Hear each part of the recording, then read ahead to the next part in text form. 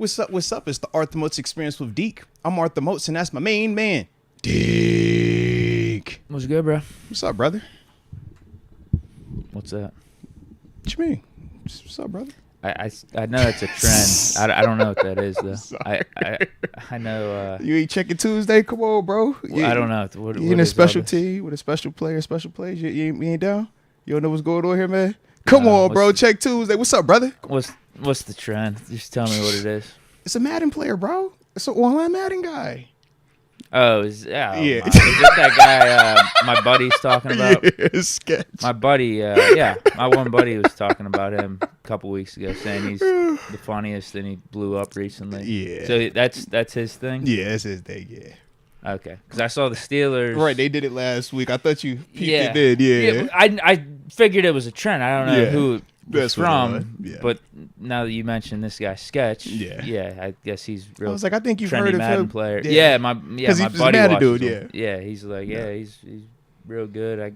I guess because I haven't been putting out content, he has to go somewhere else. Yeah. The only reason I found out was because when Diggs got traded, Diggs, C.J. Stroud, and Trayvon Diggs were all down there with him at the Texas practice spot. And I was like, who is this kid with dudes? And then I had to go look him up, and I was like, oh, I got you now. What did he do for? I have zero clue, bro. Brother I have thing? zero How clue. did that become a That's thing? his dig. It's like, yo, he's plays about to check an audible. He's like, yo. Or it's like when he's speaking, He what's up, does it brother? before an audible. He'd be like, what's up, brother? He talk to you like, yeah. But he was about to check. Hey, check Tuesday, Minnesota. He got all these, he's like in the game. I thought that's how you played the game when you played it, bro. Since you was, No, you don't act out the checks as you checking it. no. I guess Yeah. I guess I'm not entertaining enough. I guess I'm not on Sketch's You level. gotta step your game up, bro. Yeah, I guess Yeah, so. he be checking head, easy. I was like, bro, he I about need- to have a full sweat I going need on, to man. I need to step up my animations, I guess. Yeah. Yeah, I just man. need to start playing again first. That That's would be the thing. first step. You got to get back on the bike. You Right. didn't fall off the bike. You parked the bike to the side. You put the kickstand down. It was really nice. But now everybody walking by your bike like, when Deke gonna ride the bike again? When he gonna come up here and show us what the tricks he do? You know how you do, bro. Everybody like to watch you, man. Well, they dropped a Big Ben card in Ultimate Team. Uh-oh. So I might I have know to it's come back. calling you now. I Yeah. know that's calling. Let's go. Yeah, I might have to come back. They've actually been dropping a lot of cool Steeler cards in Ultimate Yeah. Team. I've been seeing it from afar. They just Let's dropped go. a Shazier middle linebacker Let's card. I think go. they got a Mean Joe Green safety. Like that would be absolutely Time lethal. out. You said Mean Joe Green's safety card. Yeah. That doesn't even sound like it makes sense to me, but I like it because you told me on the game stuff like that where you said with TJ Watt was your leading rusher at one point. Yeah, I they think had you a running said, back yeah. TJ Watt card. Yeah, Yeah. He was a top 5 or 6 player that year. Yeah, it's he was kinda part crazy. of my Super Bowl run. It's kind of crazy. He was dominant. Now they woofing in the chat saying that you don't want no smoke. You ain't trying to get back on the sticks. They calling you buns, bro. They trying you. I It's don't know not- all the latest glitches. So Yeah, they that definitely might talking. be the thing holding me back. They I definitely got trying to natural talk skill. spicy to you, bro. Trust me, I know how the game works. Like I know how football works. And the theme, I don't know if you've been I know how paying to see the attention. field. I just don't know the latest glitches. So I would that's say, that's yeah. gonna hurt me maybe. Because I don't know if you've been paying attention to like the world, but everybody is beefing right now, bro. So just be ready, all right? Everybody's looking for smoke with somebody. It don't matter if you're an R&B singer, a rapper, or the dark skin, light skin, don't matter. Everybody beef with everybody, Deke. So just know You got that. an update for me because I haven't been able to Oh keep up. yeah, man. So all right, so since the last time we talked, we Okay. had said that we were waiting on Drake to kind of give us multiple responses, and he had dropped a track that came out, Push Ups, and we weren't sure if it was officially him or not.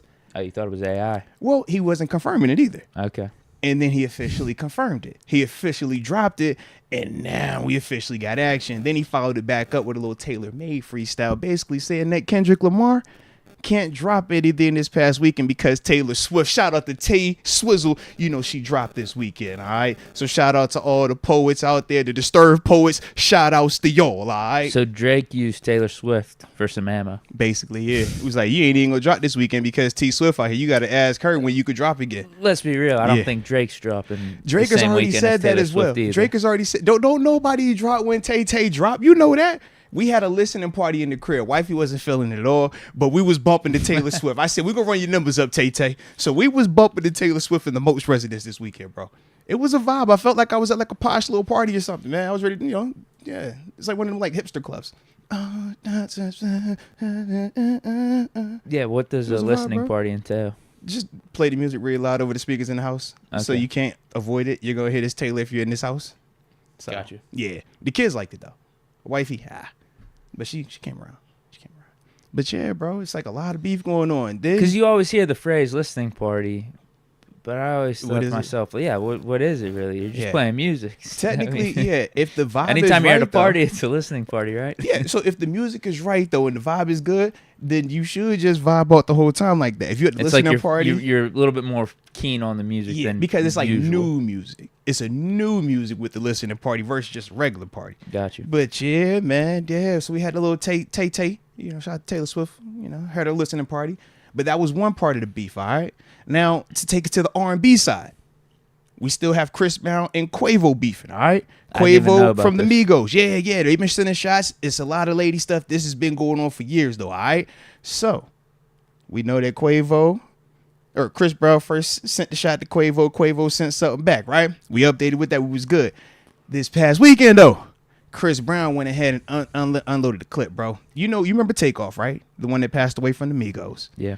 Quavo was obviously there when it all took place. Long story short, Chris Brown said a whole lot of stuff in there and then ended it by saying everybody wished it was you that passed and not your, yeah. Yeah, it was kind of cutthroat. It was kind of crazy right now. So the beef has been beefing, bro. That one does not seem friendly. Drake, Kendrick Lamar, I think we still in the PG-13 lane. Think we're all good. That one over there, though, that Chris Brown, Quavo, Where's J. Cole and all this again? he's backed out. Remember, he gave the apology, and we have not heard from him since. But Kanye, shout out to Ye. Ye dropped a remix to Like That where he takes shots at both Drake and J. Cole.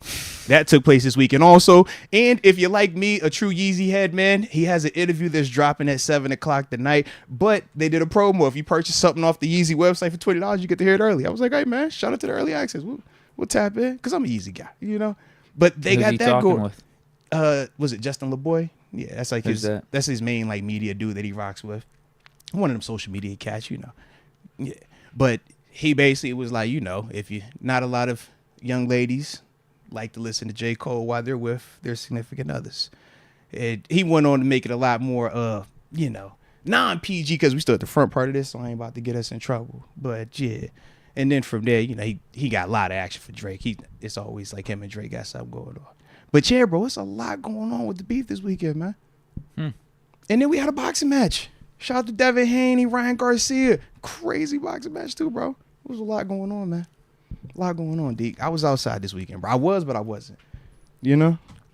Shout out to Outside as in... Well, I had to interact, man. My little man had his I was gonna birthday say, party it seems as like well, bro. It seems like you're well tapped in. Yeah, because my little man had the birthday party this weekend, right? Obviously, that's why we didn't have the show Friday or Thursday. His birthday was Thursday, show was Friday. The party was Friday. Yeah, bro. So while you at the party, it's a lot going on. Sometimes you got to just let me unplug real quick. So I would just pull up the social media. That's like my getaway. And it was happening in real time. So it was like the mix of party, imagine like 16, 9 and 10-year-old or 8, 9, 10-year-olds just getting after it. It's craziness. Okay. So that's why I was like, on occasion, I just got to. And then we got this beef literally happening back to back to back. Deke, it was a crazy weekend. By the time I get home, I watch this fight happens at 1 a.m. I'm just like, bruh. And it was a shocker. So it was just like craziness, bro. Absolute craziness, man. But shout out to everybody, man. And my little man did appreciate everybody that gave him love in the comment section for his birthday. We do appreciate you for that, man, as well. But yeah, bro. It was a lot going on. And it's Earth Day today, too, Deke. So shout out to Earth Day. I didn't know that. Yeah, man. Happy Earth Day to you. What you get into this weekend, though, man? Did you get into anything? You see, I was Nah, just hung out with some friends. Yeah. Didn't golf. Got to see the Pirates go on a 5-game losing streak. Back to 500. That's really it. Nah. Yeah, nothing really eventful. I like it. Good relaxing weekend, though. Sometimes you need that. Yeah, I feel Yeah, good. I you feel definitely need energized. that. I feel refreshed. This is a big week coming up for us with the draft. Facts. I actually already did a Bleach Report today. Let's go. Hey, bro, I'm telling you, this that week, man. Everybody Yeah, doing it this it's week, a busy baby. week, but It's a busy week. I dropped my perfect mock draft for the Oh. Steelers. Like, this is Oh, okay. perfect. If everything goes Okay. right, this is Okay. what we should be coming away with. All right. Yeah. It was incredible. I like your energy then. Maybe I'll talk about it a little more when we get into our own mock draft. Hey, I like your energy because you know you're the head coach. You're Coach Tomlin. I'm Omar. I'm just GMing it today, and I forgot who recommended it, but they said that the chat is the scouts. All right, so whenever we kind of going back and forth, we need some extra info. We're gonna go to the chat, and y'all are gonna be our scouts today when we do our 7-round mock draft. Man, me and Deke working together. That's the head coach. I'm the GM. All right, so it's gonna be one of them ones, man. It's definitely gonna be a good one today, though, baby. Chad, bro. No, I don't have much for you. All right. Any deep thoughts or anything? No. All right. I need to get back on that. I need to be more committed to that. What, man? You got to give yourself some grace, too, man. You got a lot going on in life. I've been using Penguins and Pirates and Master stuff over the last month as my Deke thoughts, but yeah, Pirates are sucking. Penguins are out of the playoffs, and the Masters is over. So I need to come up with something fresh here. Yeah. It's all good, man. Listen, you're not going to get traded like Zach Wilson did to the Broncos, so there you have it, man. So that's the deep thought for probably the day, a good man. trade. You think it's a good trade? I'd like the trade. Yeah. Jets, you were going to get rid of them at some point. And better than nothing. Broncos, you're taking a flyer on a guy that was picked number 2 overall. I'm sure Sean Payton has confidence in himself to be a QB whisperer, a QB guru, to get someone right. I think it's worth the flyer of a couple late-round pick swaps. Yeah, respect on that. Doesn't cost you anything. They don't have a quarterback right now, so why not? This is also true. It kind of gave me the vibe of this is their next, like, go at a Drew Lock type of situation. Like, when Drew Lock was there, it was like, all right, you thought you had something. It was kind of a little bit of a folk hero type vibe, but ultimately flamed out. I feel like with Zach Wilson, it's a lot of similarities just in terms of young talent, but flamed out, and you still got some questions. Now, I don't know if the Broncos, are we saying that they're more stable as an organization compared to the Jets? But with Sean Payton, we know it's kind of janky. I don't know right now. I would traditionally, but ever since Peyton Manning retired, they've been down the tubes. Yeah. They've been terrible, actually. They have not been able to get the quarterback right. They've almost been like the Jets since Manning retired, where they had some really good defenses, but just no stability on offense at all, up and down. And you've seen them make moves for players to come in, whether it was the A.J. Bouye trade. We've seen them draft for Bradley Chubb and then ship him out. Like, we've seen Shaq Barrett be there and get shipped out as well. All these dudes are post that Manning time frame that you're referring to as well, man. Yeah.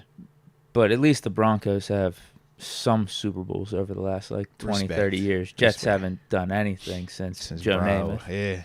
Yeah, I think Denver is a more stable organization over the Jets. Yes. Yeah. But, yeah, over the last 9, 10 years, it has been a little shaky. Yeah. I think they've been living off their reputation of some of the Super Bowls and being relevant. I would agree. So that's going to be interesting. I do like it for him, though. I think I think Denver is actually quiet, too. Because, obviously in New York with the Jets is or New Jersey, with the Jets, it's a lot of attention, a lot of media, a lot of conversations just around him, period. So it's like you take him out of Denver, it's low-key kind of quiet right now in Denver. Like, there's no expectation. Yeah, it's no expectation. It's like it's like going to Arizona right now if you were a quarterback not named Kyler Murray. Like, you low-key could fly under the radar, and if you getting a chance to revitalize your career, like, this is a dope opportunity. Now, they still going to draft somebody. Yeah. But try to think. They're not in the greatest of spots. That's what I'm like. Unless they trying to move up, per se, it's like you got to feel at least like you got a fighting chance with whoever they bringing in. Yeah, definitely. You see what I'm saying? Like, that's why I feel like they traded for him. They realized we're probably not going to get one of the top 4. That leaves us with Penix or Nix. Yeah. What if we don't really love them that much? I'd rather not spend a first rounder on them. Yeah. Maybe I take a dude in the second round. Yeah. Maybe Nix or Penix fall to the second round and you take them. But, yeah, with Wilson on the roster, maybe you're just making an open competition for at least year one. Yeah, because I'm like, unless you're moving up and you're talking about a Jaden Daniels, a Drake May, or a Caleb Williams, even a J.J. McCarthy, you can back and forth with. But it's like, outside of that, Zach Wilson just as talented as some of these other cats right now. We're just talking pure talent. And now it's all about just getting them in the system and seeing if, like you said, they can develop and pick up this Sean Payton system, man. Yeah, no matter what, they're in rebuild mode. Yeah, so facts. Why not take a flyer on Zach Wilson this year? Facts. Doesn't hurt you at all. Respect. Yeah, I think it was a good trade. All right. shout out to your Deke thoughts, then, bro. Let's get it, man. Let's get it. So, with that being the case, let's go ahead and start the show like how we always do. Go ahead and drop it in the comment section where you are tuning in from, and that way we'll give you those big boy shout outs to start today's show. And of course, don't forget to hit that like button one time for the culture and subscribe. And housekeeping, we have reacted to a ton of mocks. I don't know if we're going to get to any other mocks between today/Wednesday, but if we have not talked about you on the show live, or obviously when we do the solo streams on the weekend, check out the website, arthurmoats.com. All right, because we did put a lot of those up there, man. Shout out to Dede Smalls, man, taking care of a lot of that work for us, man. But he did update a lot of those mocks. So, man, if y'all want to check out some of your other work, make sure y'all go tap in on the website, arthurmoats.com. We got Pittsburgh Toddy 86, tuning in from the SG 808. Shout out. DJ Malesio 919 and seeing the house as always. Shout out to North Carolina. Damon Brown, Augusta, Georgia. What up, Damon? What up? Home of the Masters. Yes, sir. The Brobarian from Chesapeake, VA. Shout out to the Brobarian. One time for the culture, baby. Hunter Mason, 307, Wyoming.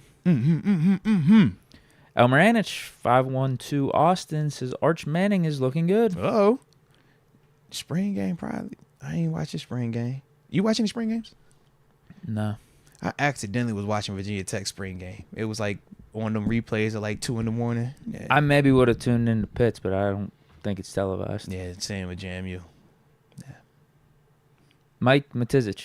Why wasn't Pitts televised? I thought y'all was big time. We should be. Because I saw Florida State was televised. West Virginia was televised. Yeah. West Virginia's was televised. I thought they was. I thought I seen it on TV at one point. I definitely saw Tech, and when I saw Tech, it made me think. I was like, if Tech was, I figured y'all was on too. Because, yeah, you catch what I'm saying. I ain't trying to disrespect them, but I'm trying. You know. What I'm saying. Least on like, see, I don't. ACC Network or something. Well, yeah, actually, that's a good yeah. point. ACC Network or the local spot that plays the Penguins and Pirates games. Yeah. But I don't know how the rights work AT&T with that. Sports or whatever, Pitt, yeah. Sportsnet. Maybe they're just exclusive for Pirates and Penguins.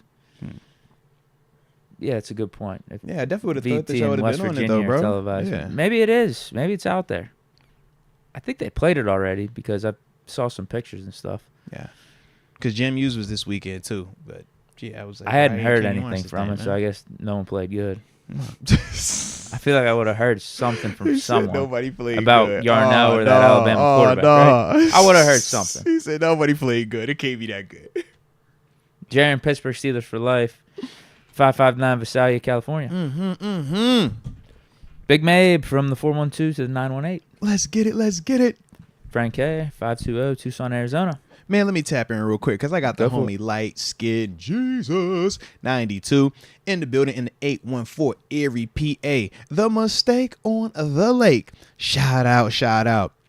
Rod Dollar giving us a casual update on John Easton's fanhood, saying that he's officially with the Eagles now. And then after that, Kenneth Moses tapping in from the 757. Salute from Virginia Beach. And he says, fellas, King Kong has a surprise for everybody. Shout out to Omar Khan, baby. King Kong better have a surprise. I feel it coming, bro. He got something up his sleeve, bro. Don't fall for the banana in the tailpipe. He got something ready. Let's get it. Shout out to James Moody. He says he grew up in the 757 Doug crib, but currently lives in Phoenix now. Shout out to Pittsburgh West. We likes that. And then I will end it with the homie Reginald Rivers in the 901 Bartlett, Tennessee. He says, what's up, Steelers Nation? What's up to you, baby? And I see you Rum Hut in the 204 Winnipeg. One time for the culture.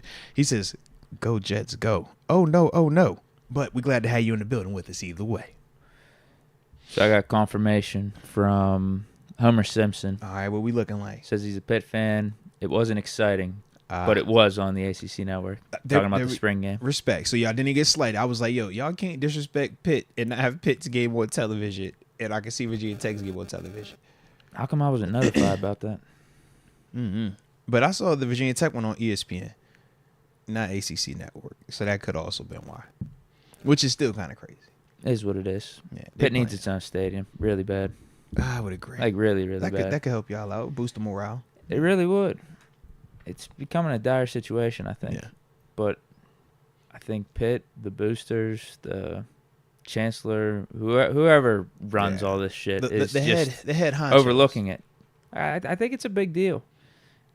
What do you think the students like more? The opportunity to go to the Steelers Stadium, or would they want like? Oh, it's not even a question. They want that too. Yeah. Okay. Yeah, it's not even a debate. I think it's 100% approval rating for Pitt Stadium over in Oakland. Gotcha. It'd be 100%. You ask anyone that. Yeah, everybody would rock with that. Yeah, fan of Pitt or went to Pitt, goes to Pitt, anything. Yeah, 100%.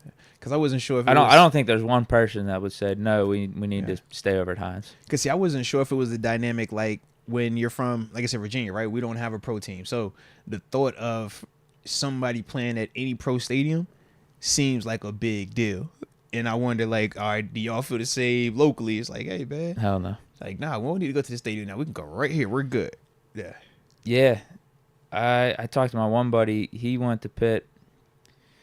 What am I? Okay. He was a little after me. Yeah. I think he's probably like 26, 27 now. He was saying whenever he lived down there and stuff and partied down in Oakland and would go to the Pitt football games, he said it would be such a pain in the ass going from Oakland over to Heinz Field. It's just like, hey, I want to go to the game. Let me just walk to. I want to go from this party we're having. And just walk down into the game. Let me just walk to the game. Yeah. No, not even drive. No, they take buses over. Oh. Yeah, Pitt has a shuttle and everything. Dang. He said it was a big ordeal, big that. pain in the ass. Okay. Yeah. Because I think of Pitt like that, and I always think of the U, Miami down in the Orange Bowl Stadium and stuff like that, campus off or stadium away from the campus and stuff. So, yeah, he said it's terrible. He said the only thing Pitt students want to do for Pitt football games is go from the party that they're having down in Oakland and stuff and just walk to the stadium there, almost like for Pitt Hoops, the Peterson Event Center's right down there. So I'm telling you, 100% approval rating. It'd be from the students, rolling, man. It'd be from Pitt fans, alumni, everyone. They want a stadium over in Oakland. Yeah. Get the daggone stadium in Oakland. Come on, They man. had Get one, the too. stadium. They had one. Stop Pitt playing Stadium. around, My man. dad told me Pitt Stadium was money. Yeah. Like, it was an unbelievable experience. They put the peat in place, like installed it in place. They tore down the stadium, put the peat there, and I guess just decided not to put up a stadium anywhere else. Nonsense, Instead they built like baseball fields and soccer fields and all that stuff. Well, just keep living, and maybe there's hope that we can spin the block and get us a new Pitt Stadium on campus. Shout out. And Rum Hut, shout out to you as well, man. I thought you was a New York Jets fan. Apparently you're a Winnipeg Jets fan, so shout out to you being a Winnipeg Jets. Shout out to them CFL boys as well, man, and not being a New York Jets fan, or New Jersey Jets fan, excuse me, on that one. So I appreciate you. All love, all love. And the reason I couldn't even like give my own experience for being at Pitt, like, you know, being down there for the weekends and doing all that stuff is because I commuted. I was like a loner in college, so I wouldn't even like be able to give you a gauge on that. Right. Whereas, you know, I got some. But you got sources. I got sources. You got sources, bro. Yeah. I wasn't that cool back in the day. You cool heck now, man. I think you're cool. I am. Yeah. Maybe that's just me. I think take cool as heck, bro. So yeah. I'll take that. Yeah. Stock went up maybe a little bit since then. Man. I like it. Shoot. So let's vibe out, man. Let's get it. So I'm trying to think. Hit these supers first, and then after that, man, we'll hop into this here teamwork mock draft. Uh-oh. Deke, I'm gonna need you to bring them good, like, head coaching decisions, man. All right. We gotta see what the board looks like, bro. Like, I'm leading on you heavy here. Gotta see what the board looks like. I have no biasness. I have no slant going into this draft either way. Let's go. Hey, I gotta You correct one who's thing. available. I'm gonna pause real quick. Rum Hut, man, I am butchering it. You're absolutely right. I'm thinking about Winnipeg Blue Bombers, CFL. You said Winnipeg Jets, definitely NHL. Major love. Definitely don't mind me though. I definitely was thinking Winnipeg Blue Bombers. Shout out to my dog Ian Wow, who was with me in Pittsburgh before he went up there to the CFL. So now we're on the same page, Rum Hut. Now we're on the same page. First super of the day, Official Momentum says, hey everyone, hashtag draft week, hashtag Mr. Jack Myers Jr. Let's go. Shout out to you, Official Momentum. Shout out to your pops, man. Obviously, Mr. Jack Myers Jr., man, we never gonna forget the day. And of course, man, it is draft week, baby. We big time excited. It's a busy week, Deke. I've been resting. I've been trying to woosah. training all off season. Whenever our off season was, I've been training for this week right here, Deke. All right, fired up, bro. Ready to go. I'm curious about this. Light Skin Jesus needs to get back to me here. He says, I graduate next semester from Penn State, and I'm an Ohio State fan. Whoa, huh? That's different. Yeah. I want to hear his explanation. That is That's very all. different. Yeah, yeah. I wanted to read that, and I want to hear what he has to say. How does that work when you at the like when your people's is pre-gaming and turning up for the Penn State Ohio State game? Like, yeah, you go to Penn State. Yeah, who are you hanging with? Because all your friends gonna be Penn State people. Yeah, I like it though. See, I have some people like my brother went to Penn State. He has some friends that I'm friends with too. They went to Penn State, but they grew up Pitt fans. So, like, they still root for – some of them are actually more Pitt fans than Penn State fans. Yeah. But they still root for Penn State. So, I feel like that makes more sense. But talk Ohio State. And, like, you know, and the closeness between the school. Yeah, and all that. Whereas Ohio State – did you grow up like, what's your Columbus, connection to, like, Ohio? Yeah. You went to Penn State for school. Maybe I could understand that. Or maybe you treated it like me, like in Florida State as a kid. I turned the TV on. I was like, yo, I like these dudes doing the Seminole chop. I'm seeing work done, run down the field, back flapping. I was in love ever since. Maybe that's what happened. I don't know. But, yeah, we definitely – this is interesting. I definitely would have done. AJ Martinez gifted a Moats membership to Jersey Dad. Shout out AJ Martinez, a.k.a. the rock star at life. Hey, you said Jersey Dad? Yeah. Welcome to the upper room. Yes, indeed. Yes, indeed. Yeah, when you said Jersey Dad, it had me thinking about my little man and his like Jersey phase since I'm in my Taylor Swift zone, he's in his Jersey era right now. He just wants different jerseys, you know, football, baseball, soccer, basketball. He's like, all right, little Jersey guy. So shout out to you, Jersey Dad, for making me think I'm a little man.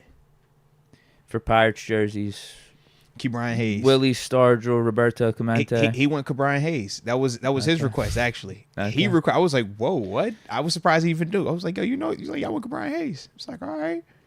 I'm just saying, if you're concerned about a guy getting traded after you get the Willie jersey, Stargell is for certain the jersey I was going to cop. Stargell or Clemente, for certain I'm you cop. can never go wrong with those two. And I always see the Stargell like the pullover one too. I'm like, yep. That's gonna be the one. I haven't copped it yet, but just know, Deke, that's gonna be the one I cop. Don't be surprised. You're getting one. Oh yes, yeah, because you got to it, but don't be surprised. It's gonna be Willie Stargell. Yep. Yeah, because that's the safest of all safest right here, man. Barry Bonds one ain't bad either. Because you said he's not frowned upon here. He is, but he's just that good. It's like kind of a cool jersey still. Because I think it's fire, but I don't want to be frowned. I don't want people looking at me like, "Hey, bro, what you doing, man?" No, you're good. Yeah, yeah. I mean, he was amazing while he was here. Rocky ending, but it's like a cool jersey. Yeah, because I think it's fire. I don't think you're not gonna get ripped on for wearing a Bonds and it's jersey. before his head grew. It was like normal size. Yeah. So, Fish Momentum, Ambition, and Radio Tokyo was a movie. # new music. Go! Because that was also this weekend. That was Friday night, if I remember correctly, as well, man. So salute. Glad to hear that everybody turned up out there, baby. Let's ride. Fish Momentum, Levi Wallace, and Zach Wilson to the Broncos. Well, I just hope that we got something back, though. Or, no, Levi was a free... No. Yep, free agent. Yeah. What did he sign for? I didn't see that. That's a good question. Yeah. And was it made official? Right. Was it worthwhile to entertain the thought of bringing it back? Or was that money... No. Money well spent and we good to go anywho? I just want to see what the number was. Yeah. 1 year contract. Okay. Yeah, it happened 5 hours ago. They've been busy today. All right. Not seeing any numbers. Okay. No numbers. All right. Shout out to Levi, though. It had to have been a bargain deal. They don't have any money. That's what I'm saying. They're They on paying the Russ. hook for Russ, yeah. Jeez, man. Shout out to Levi Wallace, though, man. Always happy to see dudes stay employed, man. So, shoot, take your times out there to Denver, man, and get active. Maybe you could recreate the no-fly zone. It used to be a thing out there. Until 7 pulled up. Yeah, honestly. Hey, flew and parked that thing parallel one time, Deke. I'm trying to actually 2 times. The only one QB. time with a hurt shoulder. Stop playing with that man. And no AB. Stop playing with that man. And no L Bell. And no no D'Angelo. And no D'Angelo Williams. Yeah. On the road. Heck yeah, bro. Yeah, it's unbelievable. The only 2 300-yard games the Broncos gave up that year were to Big Ben. Mm-hmm. At like you don't know.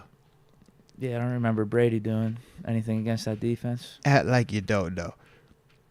But now I want to keep reminding because then it's going to have me up here sad with how everything is. Yeah, my mind just went straight to Fitzgerald Tucson right now. And that's not a good space. See, you go Fitzgerald Tucson because that's my brother. I can't go there. So I project all of that negativity to Peyton Manning in the fake slide. I'm like, bro, you were sacked. I hate this. Like, where's the referee that was responsible for this that call? Was Bush League too. Whereas the day go like, hey, how did that happen? I still need to know that one, bro. So yeah.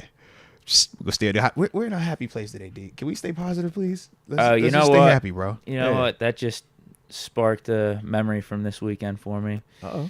NFL Network was playing the Steelers I saw it Jaguars. and I turned it. Yup, I saw it and I turned it. I couldn't watch it, bro. No. Oh, you turned it off. I turned it off. Turned it yeah. on. I wanted watching to. This, bro. No, it's the playoff one. I was like, no, I don't want to watch this. I wanted to sit in some pain. I wanted to see exactly what happened those last 4 or 5 minutes. Why? Because from what I remember in the moment, it sucked. We lost. Why you want to remember that? We got to a decent point with like 2 or 3 minutes left where we were down 1 score. We had timeouts and stuff. And I was like, we just got to kick the ball off. Just kick the ball off. The defense got to make a stop. Yeah. Just do that. I get it. The defense, it was letting us down a little bit in the second half. Bortles and Fournette, they were getting some yards on us, scoring on us. But just kick it off. We got momentum. Just kick it off. Get the 1 stop. And we did the onside kick. Yes, bro. We did the onside kick, and it hits Tyler Medikevich. Shout out to Dirty Red first off, all right? Shout out to Dirty Red. But not all hands team members are up there for their catching. Some people up there for their. It was a terrible kick by Boz too. That was young Boz, bro. That was young Boz, man. Remember, even close. We also saw the reverse kick. Remember that? I don't know if you remember that. Also, I think that was the Cowboys all game, right? Yeah, bro. So terrible. we went through a lot of kicking situations when we was trying to figure some of that stuff out, man. Why we want to rehash this, bro? That was not a fun. That's why I turned it off as soon as it popped up. I was like. Absolutely not. No, not that one. No, definitely not that one. It was disgusting. No, that's when Artie Burns. What the hell was he doing against? Listen, bro. Who was it? Cole. Bro, listen, man. That's when the band. It was like, yo, all the members. I think I just wanted to be mad. The band for a just little fell bit over the weekend. I think that's what I was going for. Whenever I think of that game, I'm like, that's the last time the band was together. One band, one sound. After that, everybody went cool. All right, everybody, we started. You get up out of here. You're going here. He's not playing no more. You're gonna trade this guy. He's getting ready to retire. He's tripping out. It's like, bro, he's surprised retired. It's like, yo, we ain't been the same since, man. So I actually don't. I think that game was like where it all went left, bro. People bring up the Burfict game. It's like, oh, maybe that Burfict situation. No. That was when it all happened. Because that was supposed to be the run. That was supposed to be the year. It was supposed to be. We had just won AFC Championship the year before. That was supposed to be the one. We're not doing it. Nope, we're not doing it. We're not doing it. Nope. Staying positive, AJ. I just wanted to be mad. Positive, bro. Yeah, I hated. You said you wanted to be mad. I hated that decision by Tomlin at the time. I just wanted to make sure. I was like, I remember I was pissed about that afterwards. We should have kicked it off. Bro. But then I saw it again, and I was even more. I was like, oh wow, no, I was right at the time. Bro, sick. Just over here like, my dog gone. Bad matchup. Just every janky situation. Man. I don't know what the hell he was doing. Yeah. I have no clue. Yeah, bro. Got torched. Was it Cole?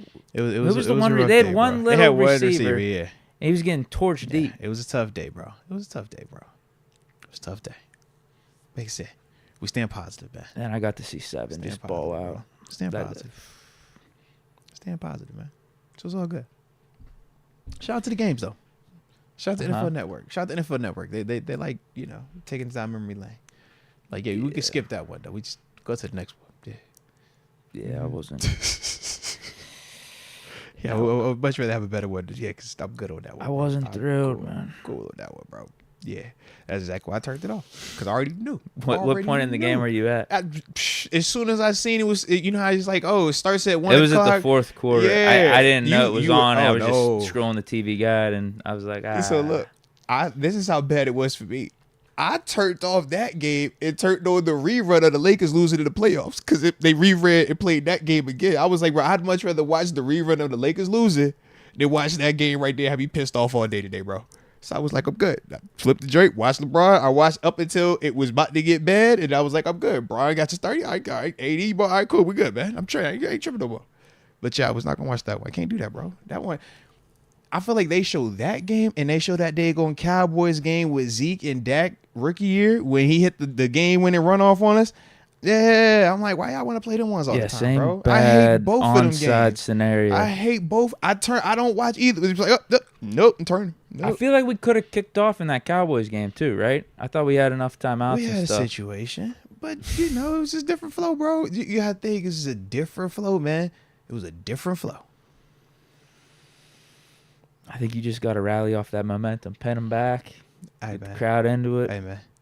Onside kicks so unlikely. It's just a different, especially when you got the timeouts for the for the stop. defense for the stop. Yeah. If you get the stop, you get the ball back. You have the time. If there's no chance, you're out of timeouts and everything. Like this is your only chance. That's when you kick the onside. I can't believe you actually watched it, bro. It's no way I would have watched this again, bro. It's no way I would have watched this again. Can't do it. No. My PTSD acts up anytime I see it. It just says Steelers, Cowboys, 2016, or it says Steelers, Jaguars, 2017, divisional round. I'd be like, no.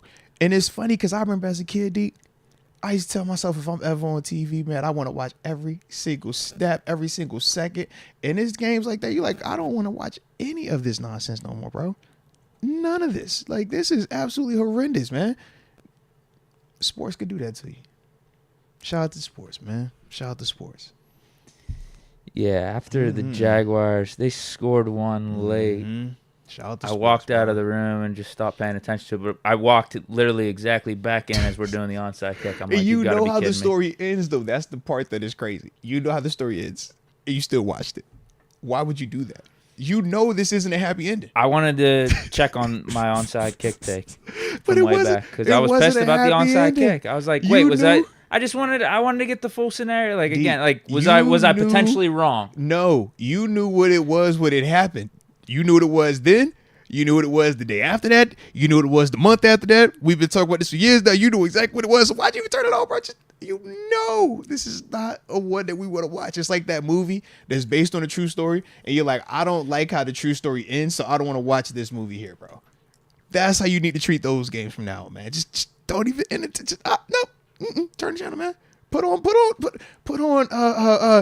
South Park. Yeah, put on South Park or something, bro. Just change the whole trajectory of your thought process. Don't even watch them games, man. Them games should be banished from television. Just don't even put them up there anymore. That's it. That's 7 and Seinfeld. AB were cooking. They were. It was beautiful. It was like poetry. It was like a Greek tragedy. It was Shakespeare. It was Shakespeare. It was a Greek tragedy. It was 7 Romeo and actually Juliet. got a touchdown taken away from him in the game. I realized because that pass to Le'Veon Bell was backwards. It was like back in the red zone. Remember, like he started. I don't sneaking- want to remember. Not sneaking But I with know the what ball. He you're was referring to. scrambling with the ball, Yes. crossed the line of scrimmage barely, but then tossed And it it over to Bell. So that counted as a Bell rushing touchdown as opposed to a 7 pass. So hey, I think he would have finished with like 505 touchdowns or something. All right, man. Like you told me numerous times, it's all about the wins and It losses. really man. is. It's all It about the truly wins is. and losses, bro. It truly is. Yeah. But I mean, that was a hell of a comeback effort by 7 and AB and like the offense and stuff. Like I said, man. It's wins and I just- losses, bro. It's the wins and losses of this thing, man. So that's why I just like, and why- we were why right even there. watch Like it Why was watch it bro? was one score Just why games, watch it, bro? many one score Just can't game, watch many this thing, points man. Just don't watch it, bro. Just turn throughout it. that second half. Just turn that thing, bro. Stop watching it, bro. Leave it alone, Defense man. just couldn't hold up. Leave it alone, man. You know what? The one thing we always said back then, we always say if the offense is gonna do what they do, defense gonna rock out, but you can't start slow. And that's the one thing Jacksonville could do both times versus us, man.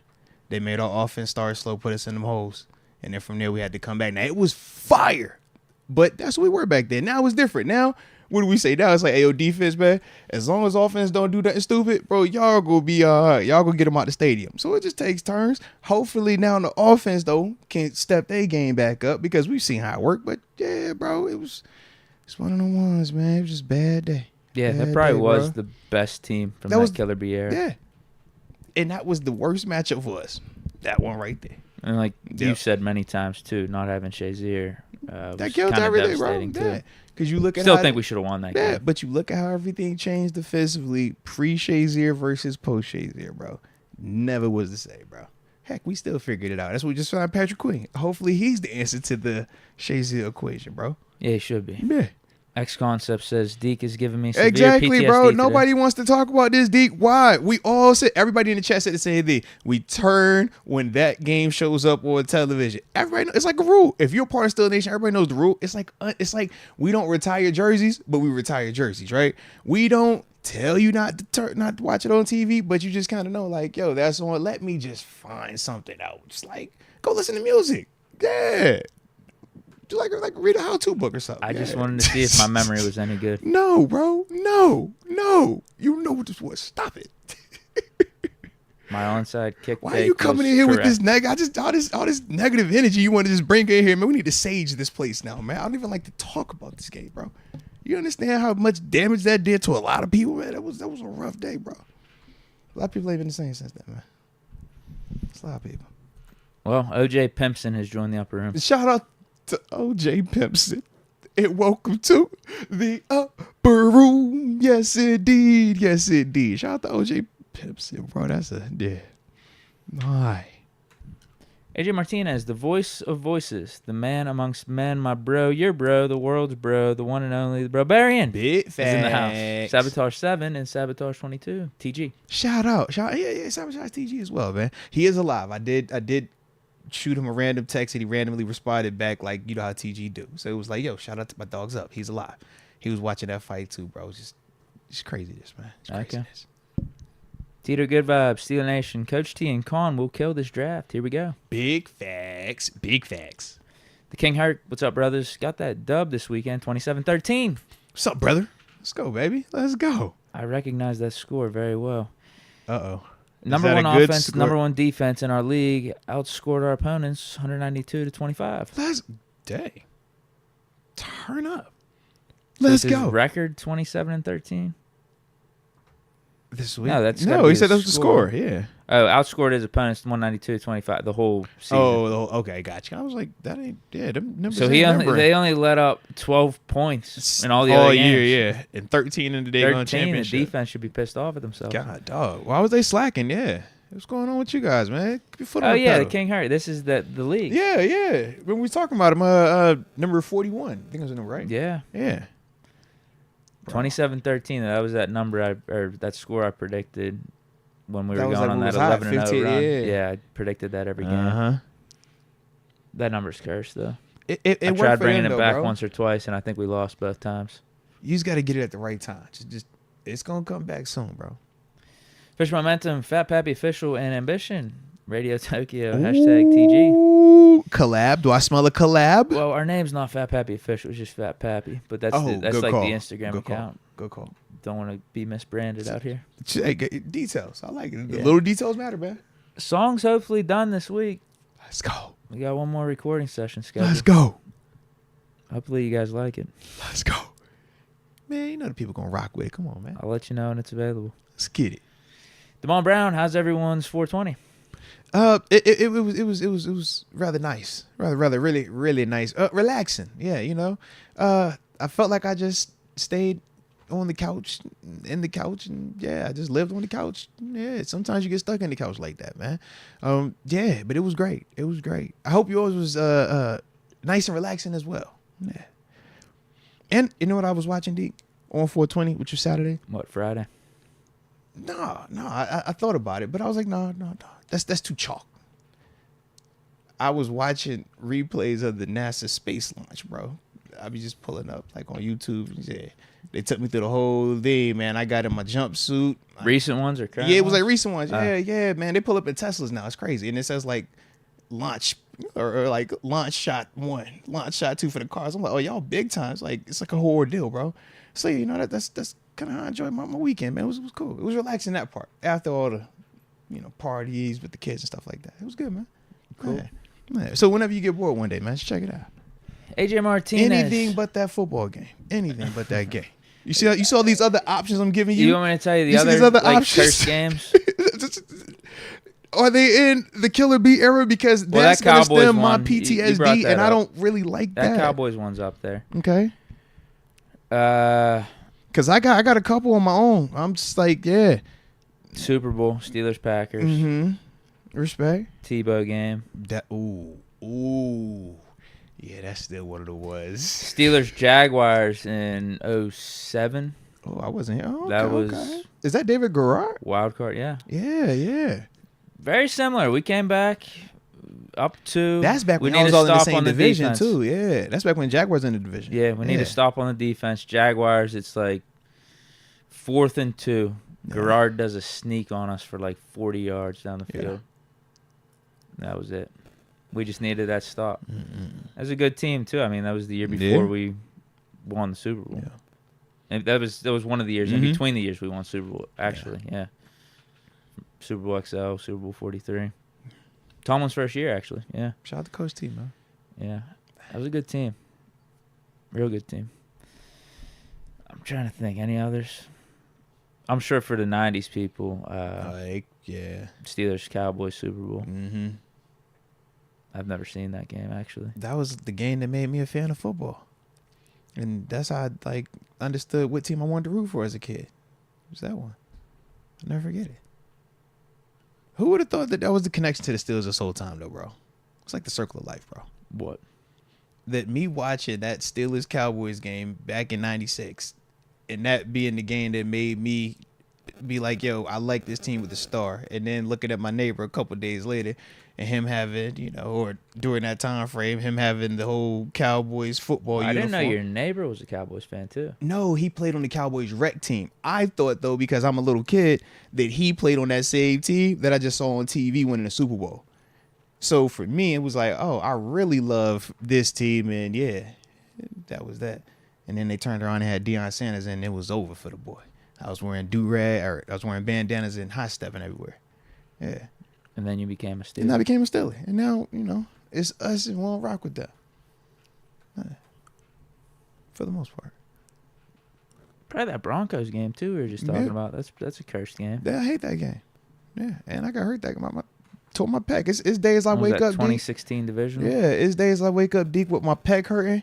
And I'm instantly reminded of that game because that's when I tore the pec, bro. It sucks. Everything about that game just sucks. Kick rocks. I hate it. And then the outcome afterwards, them actually going on and winning it all, you're just like, bro, I really don't like you guys. Yeah. I don't know if they ever play this one, but this one always pisses me off. Because I don't think you were here. What you got? Yeah, I don't think you. It was 2012 or 2013. Just before me. Yeah. This was Thanksgiving. You talking about the he stepped out of bounds? AB. Last running it back. Last play of the game. Oh, you know what? No. Was that Dolphins or was that Lions? That was one of our Dolphins, right? That was Dolphins. Yeah. Dolphins. Yeah. Because I thought that was crazy, bro. Yeah. We should have won that. Yeah, if we won that one, we would have been in the playoffs that year. But I don't know if it was the same year or not. But it was Thanksgiving against the Ravens. And we got to win this one to get in the playoffs, do our typical thing. If we start off slow first season, we got to win out and shit. This is Jacoby game? I think it was. I think it was the same game. And then because I was still in Buffalo then. Yeah, it was either overtime or late in the fourth quarter. We go for 2, and Le'Veon Bell's helmet pops off as he's extending over the end zone. And they call him stop. They call him down because the helmet came up, but he would have scored. Yeah, we would have won the game with that. But yeah, they said helmet off, the play's dead. It's like, dude, you're getting the intent of the rule so wrong right now. Correct me if I'm wrong. That was the second time they played, right? Because didn't one of them games elbow get hurt? I thought one of them games, man. In the Ravens game? Yeah. That might have been. I don't know. They might have. I was say it was one of them. Yeah, I felt like it was one of those games. I just don't remember which one it was, but it was in 13 though, because I remember us talking about it when we came back in 14. That might have been it. I don't think they ever really play that one though. It's like an instant classic. No, the one that I also hate that they show is the Patriots catch Jesse James. Oh, that's the other one they show. I'm like, you don't have to keep showing this. In fact, burn that tape too. Okay, I watched it all the way up until the end, and it was like, I don't want to see this. I don't want to see this. I don't want to see this. Yeah. And just the sheer because I made the mistake of one time rewatching the excitement of when we all thought it was an actual catch. And then when they decided it wasn't, how everything just kind of happened like back to back to back. And it was like, I want to throw up in my mouth, bro. Like, yeah.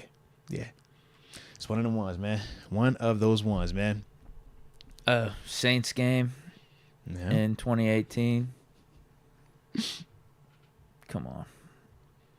I watched that one. I remember watching that one. Yeah. Come on. No.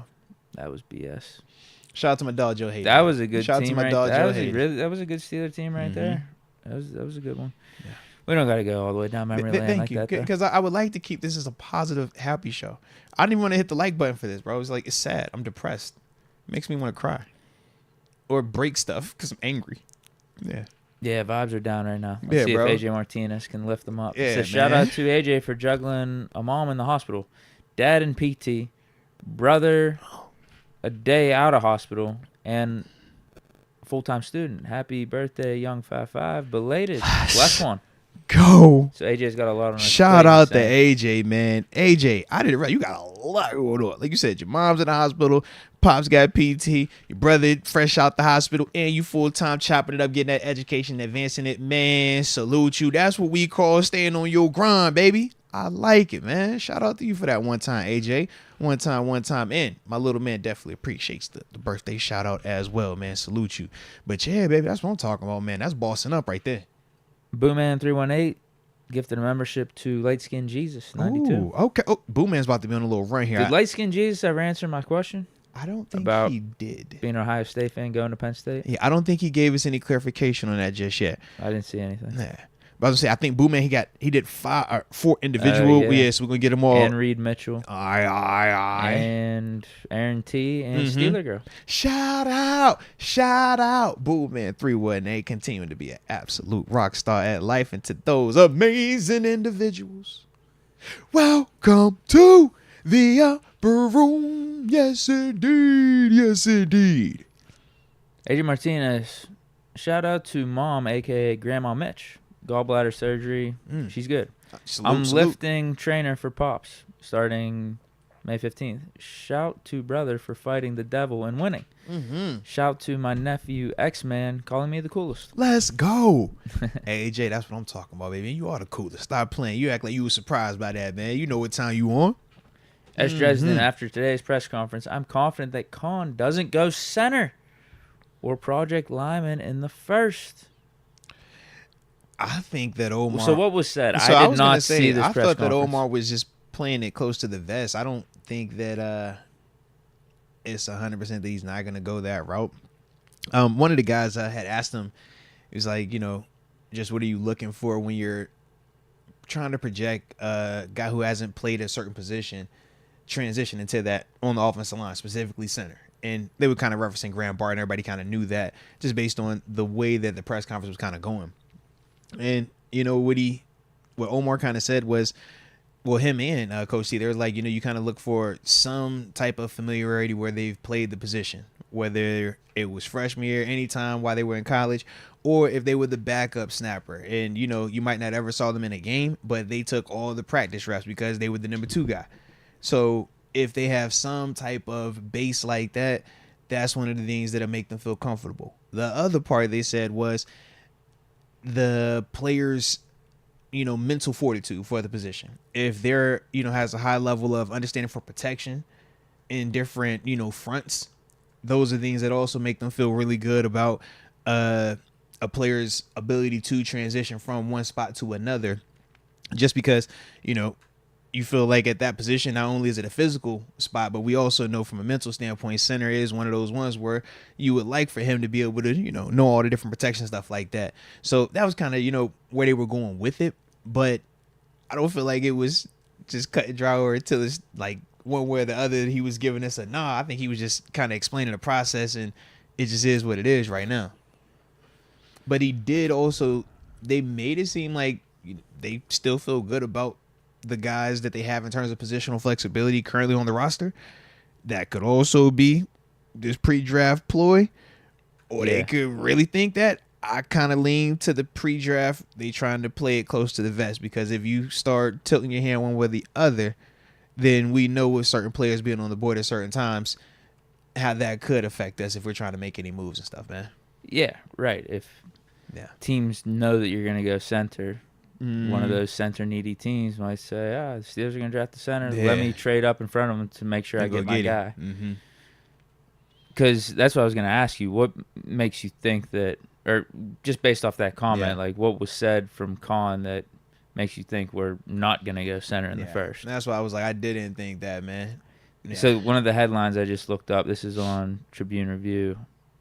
So Steelers not overly thirsty entering draft despite glaring hole at center. And that's what Coach Thomas specifically says. He's like, we're not coming into this thing overly thirsty. We do feel like we have guys with positional flexibility.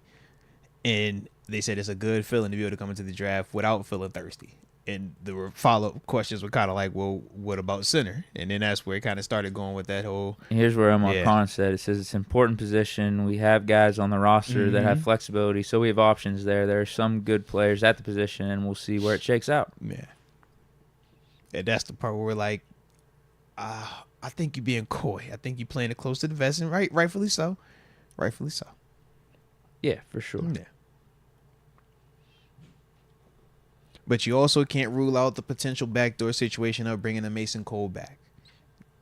Don't know if it ever happens, but he still isn't signed anywhere just yet.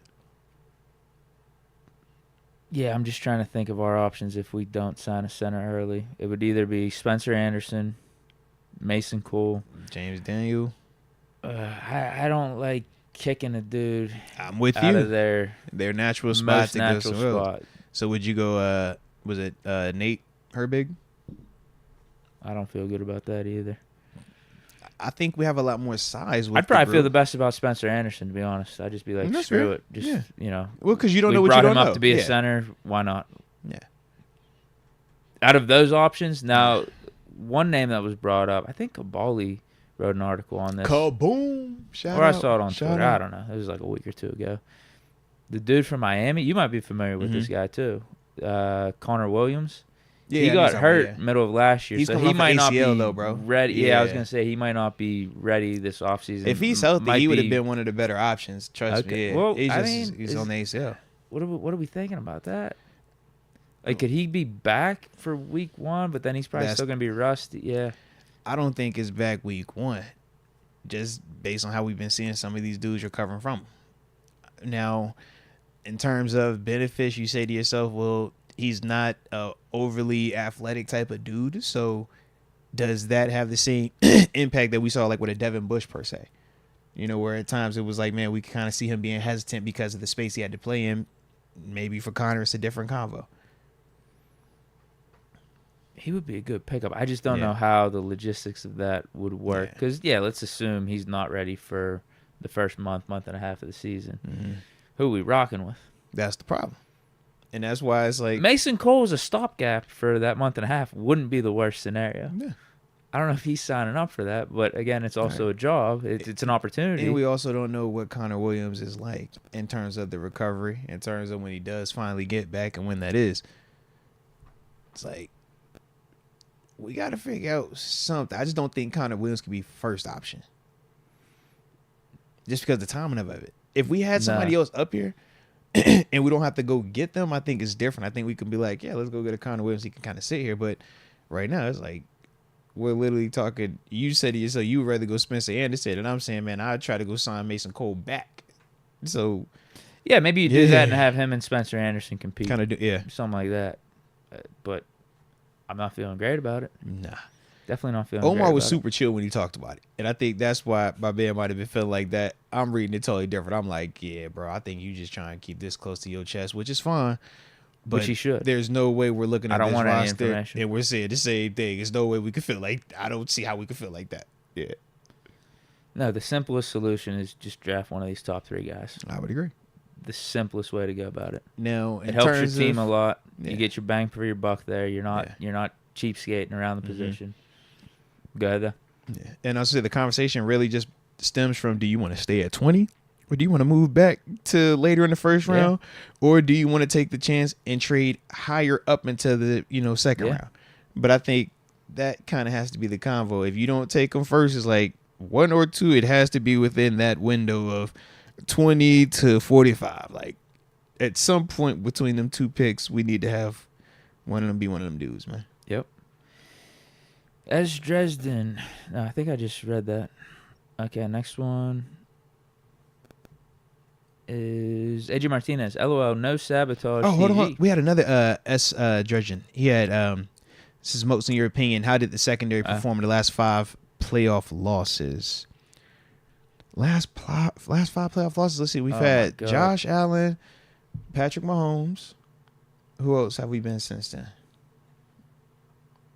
Are those dating back to Baker? Yeah, I forgot the Baker one. That's 3. Blake Bortles.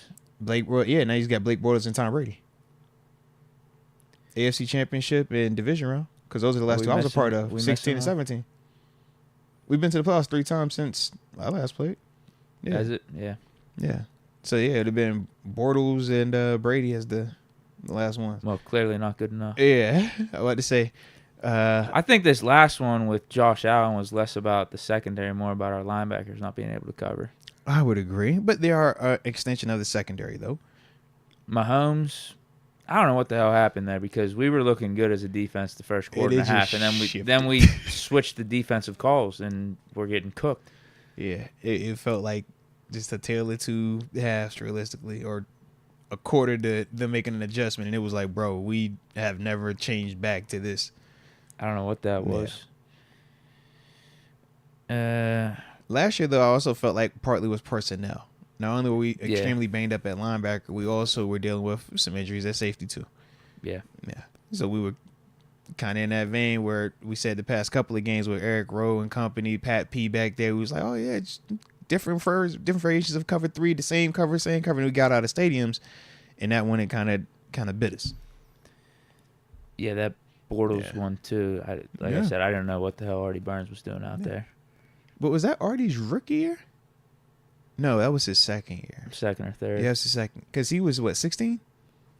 Yeah. So I guess that was 16, so second year? Yeah. And you said Brady. I mean, Tom Brady's pretty good. And they won the Super Bowl that year. So I don't hate it all the way. Just like, all right. I remember in that game, you correct me if I'm wrong, he was just carving up the seams and stuff because we were just playing zone. Mm-hmm. Because he do. Hey, man, we're going to get you this so area. It was I know what your probably less is. about corner there, less about secondary. Still not good. Just flat out not good either way. Mm-hmm. Baker, we got out physical that game. That was less about the secondary. I don't think that was secondary at all. And we started slow, too.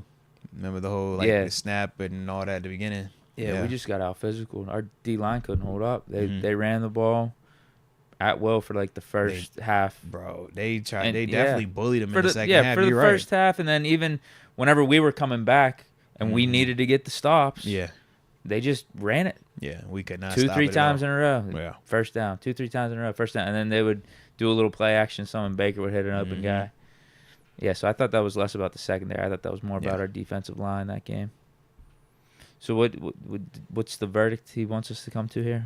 Like you said, basically man, not good enough, man. It's not good enough, no matter what way you want to spin it here. Because I was like, were those games all in the secondary? No, as we're talking through it, but it's still not good enough. In all of those games, man, everybody has a hand in it, and that's part of why you talk about where these games are ending at, right? You say the last 5 playoff games. I know the 2 that we were specifically bringing up. One's in the divisional round, one's in the AFC Championship game. You got to be dang near perfect to advance, man, and continue to keep advancing. You got to have that thing bounce the right way as well, man. That's the part that we can't kind of overlook either, man, with this. But shout out to football, bro. Shout out to football. AJ Martinez. Yeah, that is kind of crazy, though, bro. Wow, he's knocking on that door, man. You knock on that door. I guess I sparked these comments about nostalgia and memory lane. Unfortunately. People are bringing up old Unfortunately. playoff games and playoff losses. Yeah. What's the secondary doing? All right. Eddie Martinez says, LOL, no sabotage TG. Sabotage 2-2. GG. Pay the man. Ooh. He said you better cut him a check. Now, Omar Khan did address that as well. He was asked about fifth-year options for Justin Fields, Najee Harris, and ultimately he just reiterated the fact that he has until May 2nd to have to put together a decision on both of those guys. I think we would both be surprised if they did the Justin Fields one. Yeah.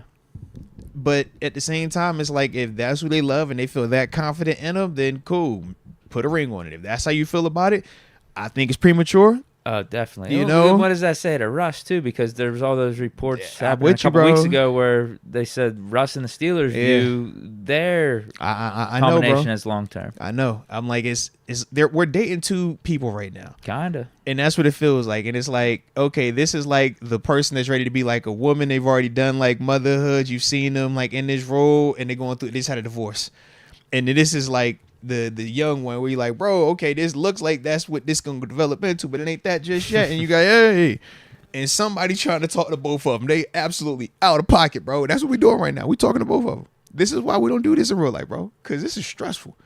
Think about this. We got to decide, do I want to put a ring on this one? Or is that going to offend this one? Or do I marry this one, but then I let this one go? Which one going to last long? Which one got more shelf life? See? There's a problem out there.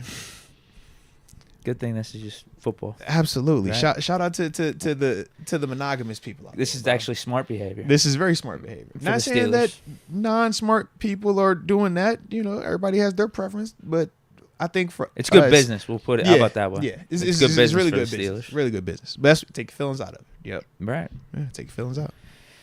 AJ Martinez, alert. Ms. Trita moved to Baltimore. I told her we can only be lovers, not friends. Oh, I want to Oh, say, what's she doing in Baltimore? How's she gonna move there? Ew. Take care, Rita. Shout out to the one and only Michelle, my ex-wife. I miss you.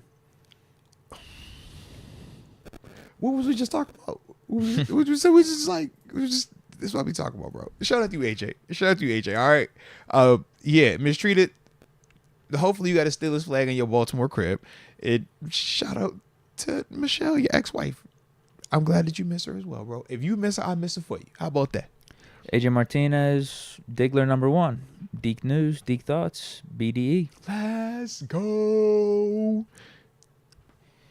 AJ Martinez, Killer Con, the Con artist. Second to Con. Con Air. 4 2 QBs. Oh, wait, Con Air for 2 QBs. There it is. Hey, I'm rolling with it, bro. Con Air for 2. Hey, Cameron Pope that thing, man. That Cameron Pope. Let's go. Okay, we got AJ Martinez. Last but not least, Master Film. Don't cross the Moats. 5-5 and 5-2. Hey, The Moats Goats. hey. Far retired. Hey. Waiting on Tony and Sabrina bowling. Respect. At work and school. Hey.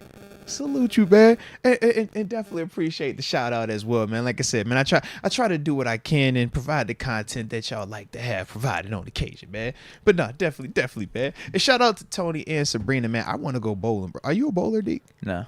You don't bowl, bro? No. All right. Why not? You just never tried it. It's not your thing.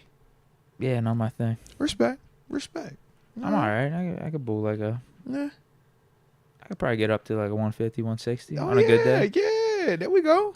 Average is probably 120. Right, I like it. Yeah, you straight. Yeah, I'm not bad. No, I like it, man. That's what one I of our just don't little like things, the game man. that much. No. No, respect. Hey, ain't nothing wrong with that, baby. Hey, as long as you know what you like and what you don't like, that's all that matters. I see why it's fun, but it's just not mine. It's just not my thing. Yeah. Yeah, you know, that's growing up in that 7-5. We're gonna get in that bowling alley now. We're gonna get in there. Sometimes you ain't supposed to be still in there. bowl? Yeah. I like to get out there and, you know, let the old thing get loose every once in a while. Flair, Flintstone, Twinkle Toes type action. You know how it go, bro. It'd be a good time though. Yeah. Interesting. Yeah, man, it's always fun, man. Dude, I like the fact that here y'all got bowlers. Like when I met Jerome Bettis and San Antonio, like they bowl, They bro. bowl. Yeah.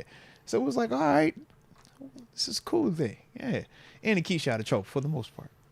Yeah. Bowling and golf. Heck yeah, bro. The retired athletes' games, right? I thought I was going to golf this weekend, Deke. Major pump fake. It was cold as heck too, bro. Yeah. It was cold. Yeah. I thought I was going to get me a round in, bro. Not happening.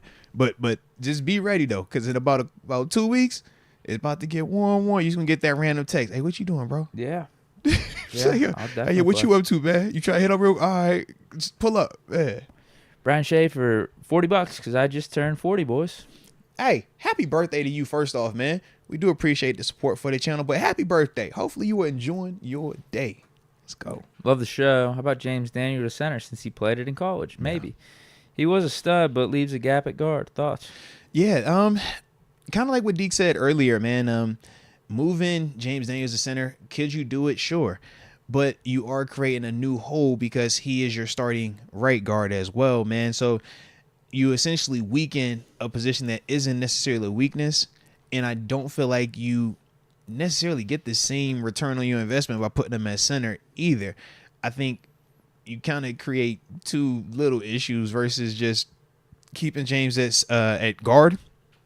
And then whether it's Spencer Anderson, whether it's Nate Herbig, or like I said, bringing back Mason Cole or drafting somebody, I think those are kind of the ways that I think we probably go about it, or at least I would like us to go about it, man. But James Daniels, man, it's like if us looking at him playing center in college is no different than, I'm sure, to the same degree, or at least in the same ballpark as the Graham Barton convo. The past 3 years, he's been a left tackle. But we're talking about going back to him playing center, which was his freshman year at Duke. It's been multiple years. Can he do it? What does it look like? So for James Daniels, he's been in the league now for, is it 6 years now? Or is this 7? It's got to be either 6 or 7-ish. I think 6. Yeah. 4 with Bears, 2 with us. 2 with, oh, yeah, good call. Yeah, so that's kind of the convo with it, man. It's like, can he? Is he capable? And what is it going to look like? How consistent will it be? And that's the other part with it. You don't get to make mistakes at this level, and it's truly a game of inches. I mean, because just think about it, for example, right, with the snaps. We talk about a bad snap is Kenny when he has to reach over here, Kenny if he has to reach down, Kenny if he has to reach over here, right? But in terms of the vicinity of that window, we all are saying that this is within the framework of a person's body, within their arms. And that's the degree of what we're saying is a good snap versus a bad snap. I'm just thinking to myself, if we were like that, and this is Mason Cole who's doing this every single day for the past, yeah. Well, he was dribbling him to Mason's feet. Yeah. And he was still way more consistent at times than what we had experienced the past couple of seasons as well. Like one was going all over the place. It's like, yo, it's too high, it's too, it's all, So that's the part where I'm thinking to myself with James Daniels, what does that strike zone look like for him and how consistently is he able to put it there? Because otherwise you're dealing with similar situations. Was that his natural position? I honestly don't know. Did he get moved out of his natural position by the honestly Bears? don't know, bro. Would he get a power up if we put him back to center? Because if that is the case, then that'd be dope. Yeah, honestly. But I don't know to that extent. I just know league-wide in Chicago he was playing guard. And the reason I'm thinking about it right now, and that comment bringing it up that he actually played it. I know he was versatile, but yeah. I guess based off this comment, center was his main position at Iowa. Yeah, would he be better for us at center? And the reason I'm thinking this is just based off how he played last year. He took a big step back compared to what he was like his first year for us.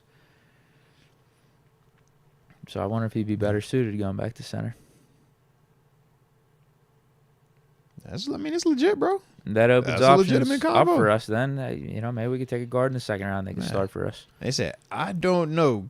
Q doesn't. Like, are they having these conversations with James Daniel before the draft? See, I think the only way obviously we won't know until after the fact, but I think if they truly feel like he's capable and they truly feel like that, then yeah, they're not going to be tripping on center. Because like I said, you already got this dude on the contract. We already know athletically he is capable. He has the size. So it would just be if you truly believe he can do that, and if you're willing to put him there, and now you're saying Nate Herbig can bump in to be my starting right guard, then let's roll. But like I said, I don't know the level of center that he was collegiately. Yeah. Okay. That person, I just don't know. I would need to I don't know. Go pull up some tape on him, because I was like, I don't know right now. I just, like I said, I know him as the guard. Yeah. It's a decent thought though. Yeah. All right, we got Mike Hood. Something else, Deke and fam. Why did we bring in Little Herbig if he ain't gonna start? Just depth. They call him Nasty Nate. Here we go. No, hold on. Little Herbig,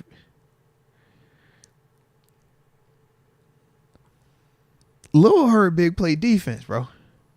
Right. Big Herbig on offense.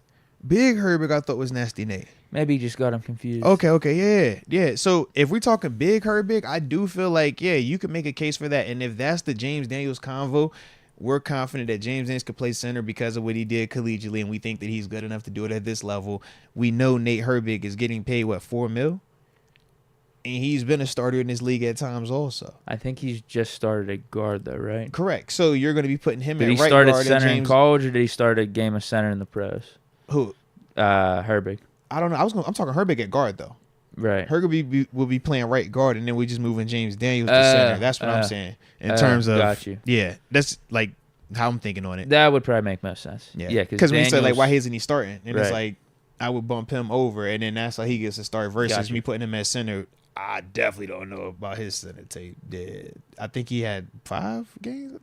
He had a handful of games. Yeah, I don't know. Tops. Yeah, You're it right. wasn't a lot. It Does was a seem handful. like Daniels has played center more than Herbig, Yeah. so that would be the more natural switch. Yeah. So Brian Schaefer says that Daniels was a good center in college. Said, yeah, Kenneth Moses says, yeah, Daniels was a good center in college or was a center in college. Okay. Q says Daniels wasn't a good center in college. All right. He said, I'm going to watch some tape on. I ain't watched the best of it like that, bro. But, yeah, I'm going to go back and, let's go tap in on him. How many games did he start at center? That's what I'm trying to. Yeah, can we go there? I'm trying. Pull up his college PFF or pro football reference. Game log that joint. Yeah.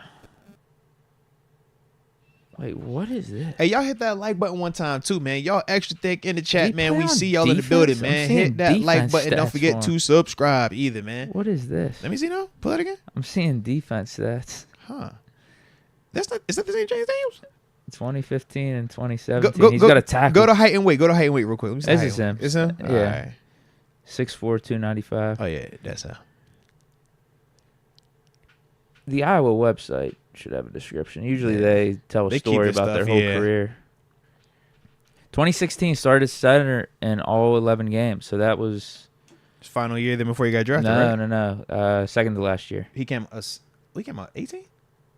2017 started final games, 12 games at center. So his last 2 years at Iowa, Was a center. Okay. he was their starting center. Yeah, I wonder why they moved him then.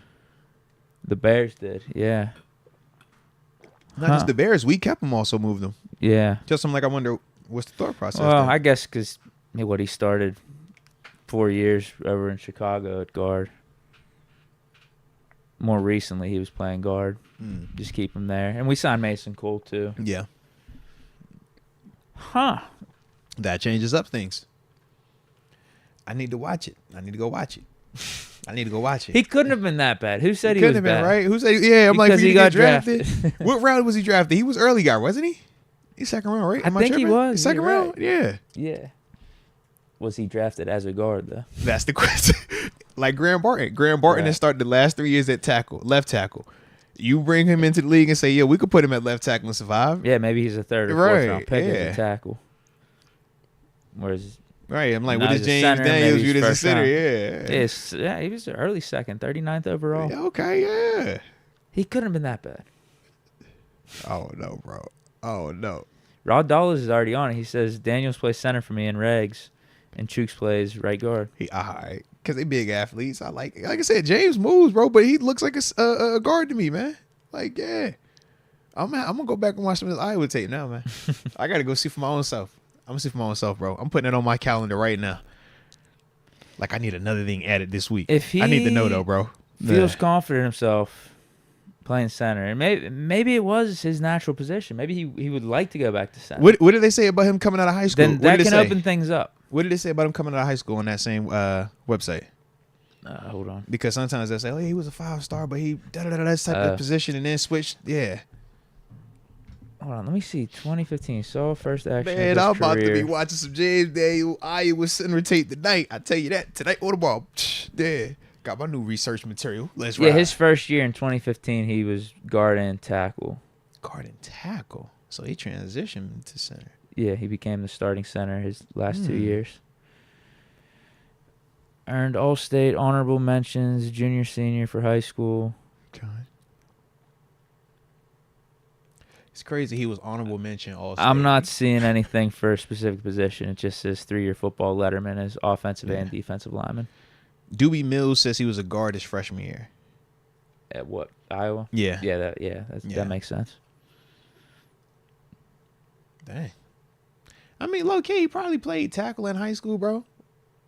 Because, I mean, you think how many people are 6'4" in high school? That's a big dude, and they probably just like, yeah, we're going to naturally bump you inside to guard, and then eventually it's like, oh, can you play center? Let's bump you in the center. Yeah. Now he's going to bump back out the guard. All right. But now I got to check this out, though, bro. The Rattlesnake Ranch says, yo, Moats, What's the pull up word? my first draft. I lined out what we're talking about in that mock draft 1.0. All right. Says he's been screaming it for weeks. All right. Hey. It might be on arthurmoats.com, so check out the website, all right? Could definitely be up there, baby. Because, like I said, we don't get to all of them live. But the ones that don't make it on the show, man, definitely check the website, baby. So salute you. And Rattlesnake, let's also remember, you sent multiples in.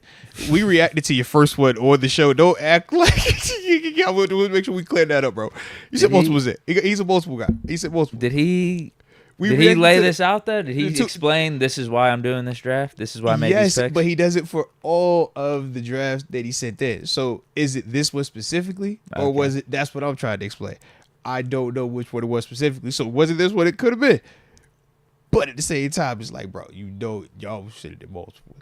Bro, nobody would just say what? It'd be like, these are my top 5 mock drafts. So you like, all right. So I'd be hoping that I pick the best one to feature on the show, or we pick the best one to put on the website. We'd be like, yo, I don't know. We talked about one mock draft on the show, not for Rattlesnake. And the person back up was like, yo, I ain't even mean for that one, bro. You should have talked to the other one. I'm like, bro, how am I supposed to keep up, man? I ain't know. Yeah. It's probably one we were shitting on. No, like, bro really was like, he was like, yo, why'd you pick that one, man? He was like, yo, I sent another one. I'm like, I'm sorry. All right, I'm sorry. I thought you was gonna be happy that this is what we chose. I just didn't know. So yeah, bro. All right. I guess next super we got AJ Martinez. Alert. Mistreated moved to Baltimore. No, I already. No, you got that one. Yeah, but we are on AJ though. We are on AJ. Yeah. Should be Brian. Oh wait, yeah. I'm way back in time right now. Hold on. You good, bro? Give me a second. Hey, shout out to that True Classics hoodie too, man. You clean, man. This is, yeah, it actually is. I peeped you because I got this T-shirt on. I did not mean. I don't even know why we did this, but yeah, bro. It's shout the out same to you. color. It's pretty close. Yeah, it's close. Yeah. You fly though, bro. I like it. Yeah. Check the drip, bro. I do what I can. Peep you, man. AJ Martinez, he says, Brian, happy birthday. Blessings to you and the family. Hey, let's go, man. Happy birthday, Brian. Yes, indeed. Yes, indeed. Bro, I like the birthday love we getting at today. AJ Martinez, Michelle, huge Steeler fan after being married to me. Respect. AJ, if you're not converting them, what you doing? You feel me? My wife is a diehard Steelers fan now. Just know. All right. She was a diehard Bills fan too. All right. But before that, she was a Niners fan. So we've come a long way. All right. Tyler LaQuattro, would you rather trade up for Odunze or trade for Ayuk? Odunze. I think Odunze's fire. Him and Malik Neighbors, man, they speak my language, man. Malik Neighbors, he definitely speaking my language more because he give me them like little Jamar Chase vibes. But you saying that, dude? Yeah, just I think Chase is still like, I think Chase is the fully loaded Ferrari.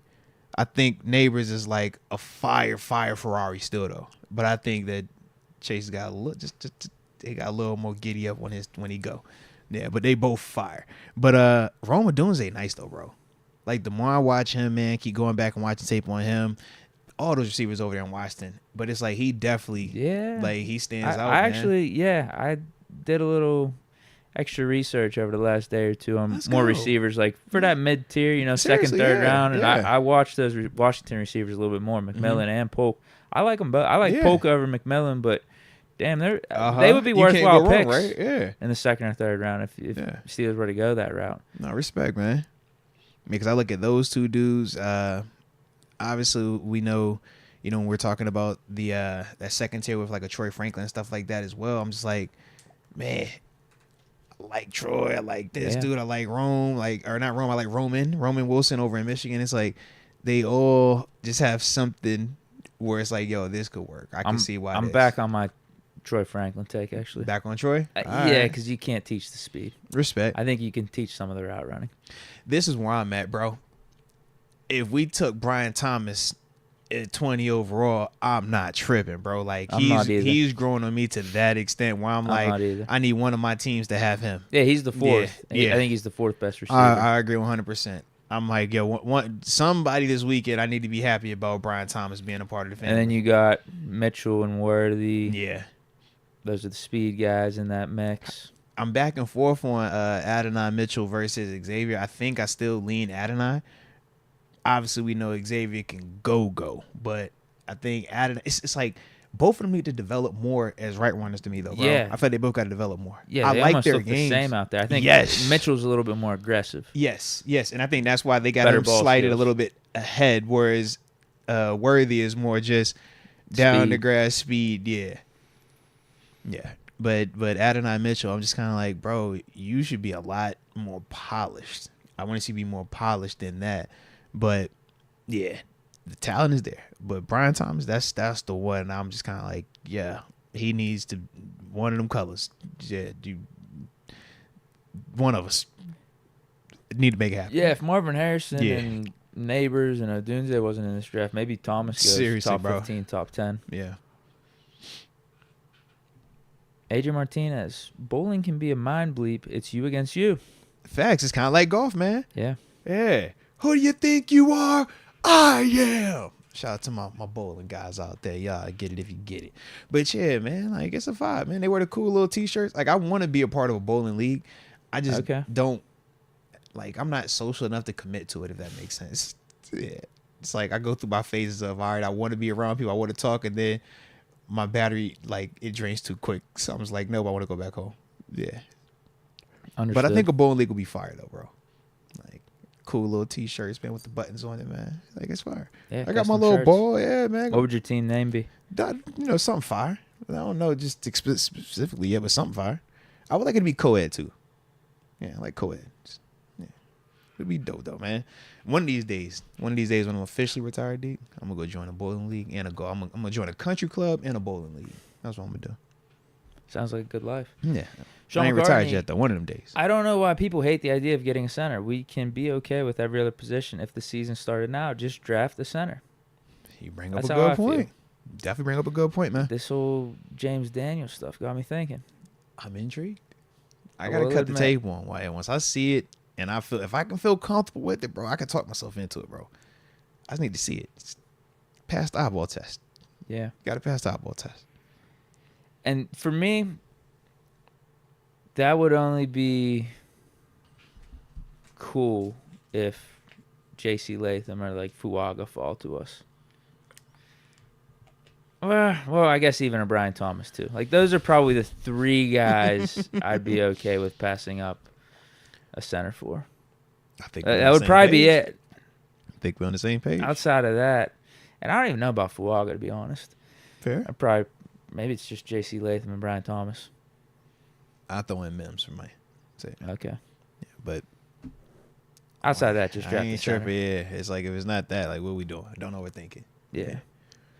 Or Cooper. If you go do Cooper, I ain't tripping on that either. I ain't tripping. But don't overthink this thing. Cooper. The linebacker. Yeah. No. DeJean. Oh. Yeah. Not Edgerrin. Not. Got you. Jackson Pishke.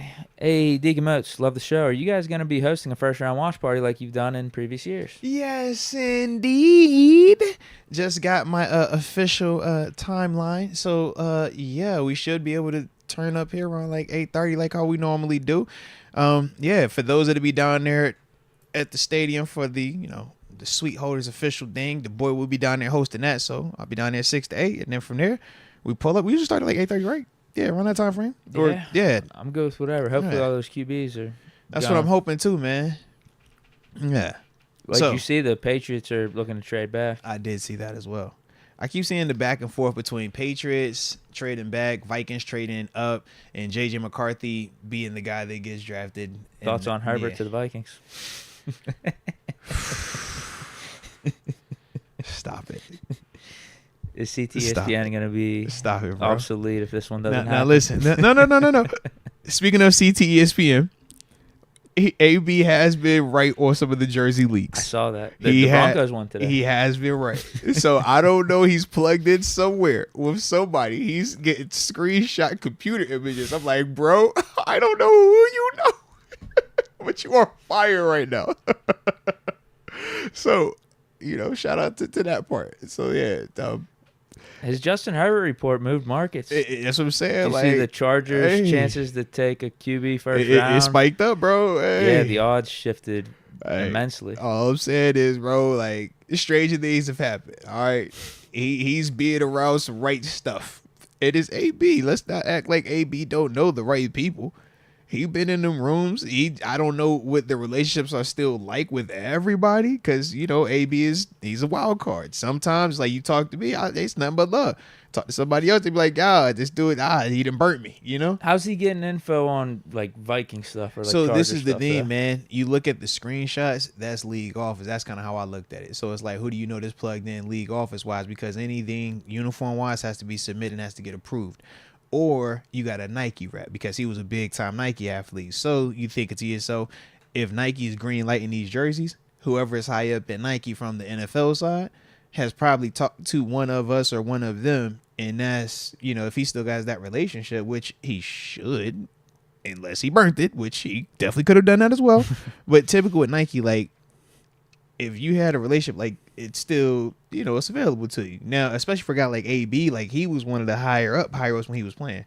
So it's like, yeah, bro, your personal contact is different than, like, my contact. You know what I mean? Like, yeah, you call your dude right now, probably on the phone, he gonna answer you, or depending on how it got, just because of how big he was into it. So cover. Yeah, so it's like when you're into that level, you're just meeting people on a whole nother like level, and not everybody is going to have the harsh personal feelings about how AB has moved, as we've seen.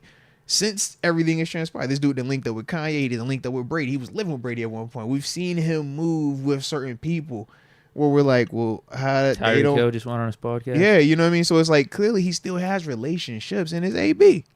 When you got money, when you have the status, and when you have that football green light where we all, regardless of everything about AB, we all say the same thing when it comes to him on the field. Bro, it's the greatest dude we ever seen, right? One of the best dudes we ever seen play wide receiver in the National Football League. So it's like all of those things, yeah, man, you might have some access. And, you get right with the right person. They send you the right info. He's going about it the right way. He hasn't burnt his source. It's like, as long as the source stay cool and he ain't tripping, everybody good. I just think you playing a dangerous game with AB. This is probably perfect for the source, because AB won't give him any credit. Right. And that's what the source wants. Absolutely. The source don't want to be out. Because that's my thing. I'm like, with AB, I'm like, yo, it's cool right now, but if he get tripped up or he pisses, like, does he go ahead and put the chopper on you? Like, hey, man, this the dude who was something. And now your boss looking at you like, so when we was trying to figure out who was leaking all this info, and you came in here, Deke, and we was like, yo, Deke, bro, hey, it ain't Dom. Dom said it want him. Dave said it want him. TG, hey, man, was it you, Deke? And you like, no, I don't know nothing, bro. And then when AB be like, hey, yo, Deke gave me all the info. We be like, dang. So that's the part where I'm just like, oh, this is a dangerous game. Whenever you play in the trust me or I trust you AB game, I think you gotta be careful. That's just cause and effect. Nothing personal. Like I said, it's still my dog, but it's just like, just understand what you're dealing with right now, man. Right. Yeah. Yeah. But he's been right enough where I'm like, yeah, bro, I don't put it past you. The same way I look at Rappaport could be right on 7 things and wrong on 10 things. We could look at a Chris Broussard be right about 3 things, wrong on 5. I'm like, bro, hey, what's the difference, man?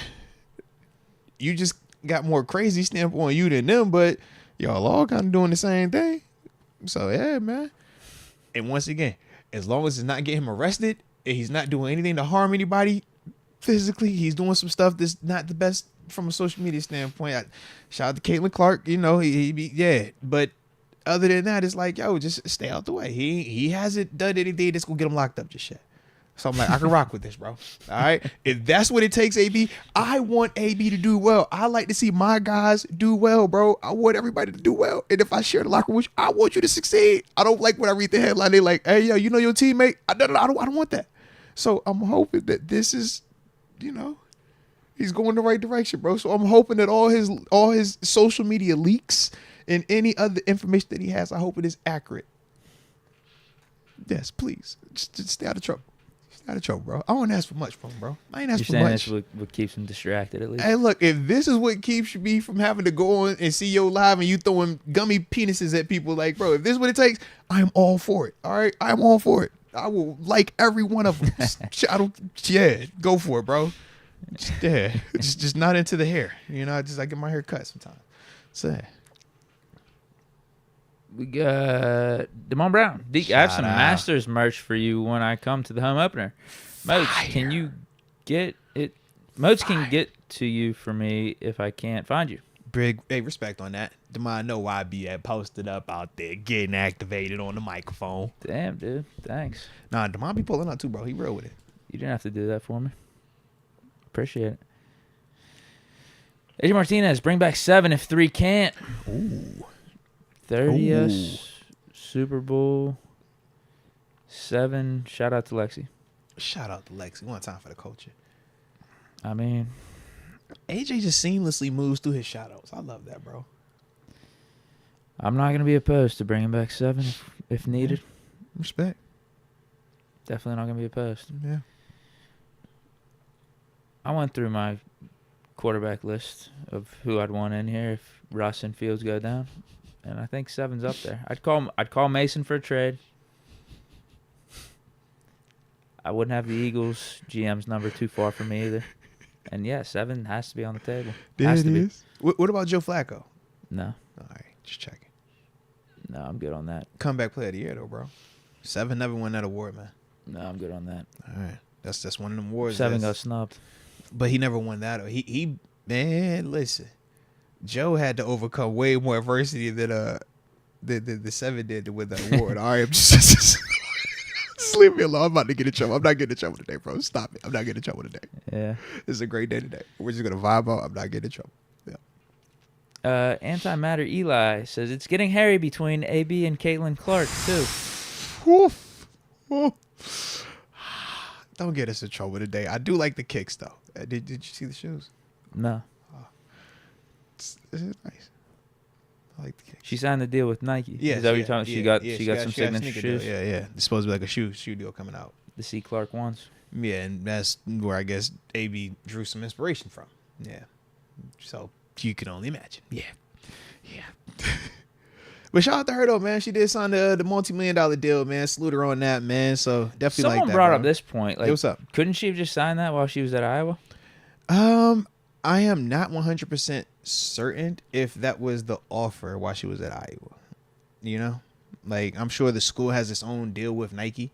So the school itself is saying, I don't need to pay you to be a Nike athlete when if you go to Iowa, by contract, you can't wear anything but Nike. Good point. Yeah. So if she would ever wear anything other than Nike, the school would have got sued. So that's the part where I think that's the shift in it. So now that she's her own independent, she's her own individual, right? Independent entity, individual contractor, CEO of Caitlin, that whatever, right? Now they can do business specifically with her because she now has the ability to say, I want to go with Reebok, ASIC, Puma, whoever else. So yeah. Okay. So that's dope though, man. The deal was like, so now she's making more than if she would have stayed back at Iowa. yes, a lot more. Like now she's got a obviously legit people deal. have talked Yeah. about the WNBA contract Yeah. versus the $2 or $3 million she was getting at Correct. Iowa. Yeah. Or even the potential offer to go to the Right, big, the big three. three. Yeah. So yeah, the Nike marketing deal, the sneaker deal. Yeah, that I think it was rumored around like 20. I think that's what I saw. I'm I sure could she's be gonna off, have but I other think that's what it commercials was. and Yeah. other brands sponsoring her too. She's Yeah. probably gonna be how much was the Nike deal? Thought I saw it was like 20. Is that I per year or over the course? I don't. of, I think it's over the course. Yeah. But I'm like, I wouldn't be surprised if she made like 20 or 30 million this year. easy. Yeah. I'm From like, just bro. sponsors and commercials Yeah, and like all that she's stuff. a mega star who's right at the right time. Iron being hot, women's basketball having excitement. People been following her story. So yeah, bro. Kevin Siegel. Steelers trade for Brandon Ayuk.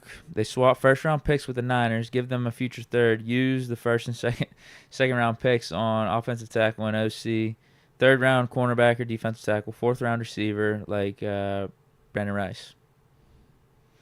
This would be a hell of a trade for us. I'd do that.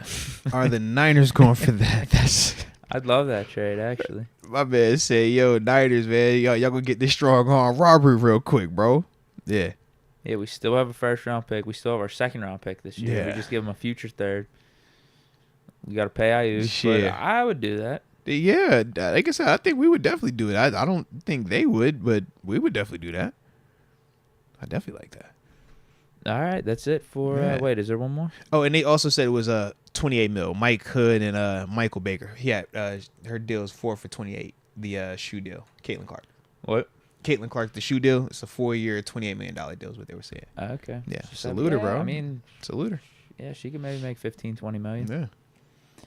AJ Martinez asks, Caitlyn was Bruce. Oh yeah, there was also beef going on when O.J. Simpson passed. Caitlyn Jenner had took exception and wanted to say things about him, and then people wanted to go to the history of Caitlyn or Bruce, Bruce's history. And yeah, What did she say about him? Good riddance. So everybody was like, you got some smut on your jacket, and then they had to break up not Caitlyn because Caitlyn technically doesn't, but Bruce did have, he was a part of a situation where somebody lost their life. So they was breaking that up, and yeah, then Caitlyn was going back with the people. So it was some beef going on, bro. It's, like I said, it was a lot going on these past 2 weeks, bro. It's beef on beef on beef, bro. Beef on beef on beef, but stay out the way, bro. I was just staying out the way. I'm trying to tell you, they was like, bro. So maybe you did it, but he did. It was like, oh, y'all are out of pocket today, bro. We gotta chill. Yeah. You're not internet. Get the internet be internet, bro. Sean McCartney, the one thing that makes me concerned about both Barton and Daniel starting at center is snapping the ball. A problem we also had with Cole. Very true. And, we kind of broke it down, right? This is the window, right? I kind of got my arm kind of cut off right here. But we're not talking about this drastic, these guys being off. We're talking about game of inches, man. 6 inches to the left, 6 inches to the right, too high, too low. That's the difference in the operation time. That's the difference in that quarterback being able to process the defense pre-snap versus post-snap and then get through their progressions and reads and ultimately making the plays.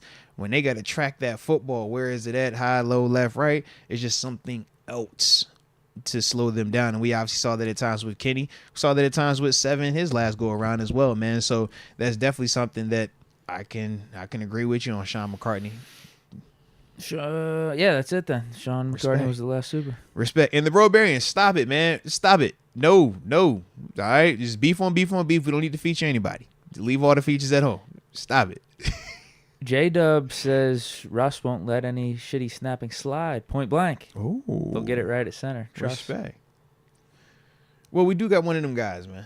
When you got a guy like that, he's going to have a certain expectation. Yeah, you got an expectation.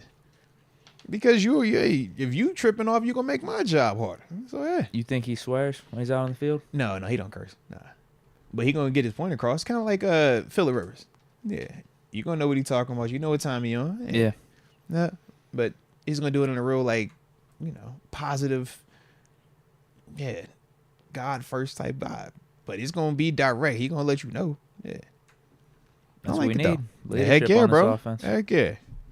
All right, what are we doing here? All right. Well, hit that like button one time if y'all been digging said convo. Don't forget to subscribe if you are new to the channel as well, man.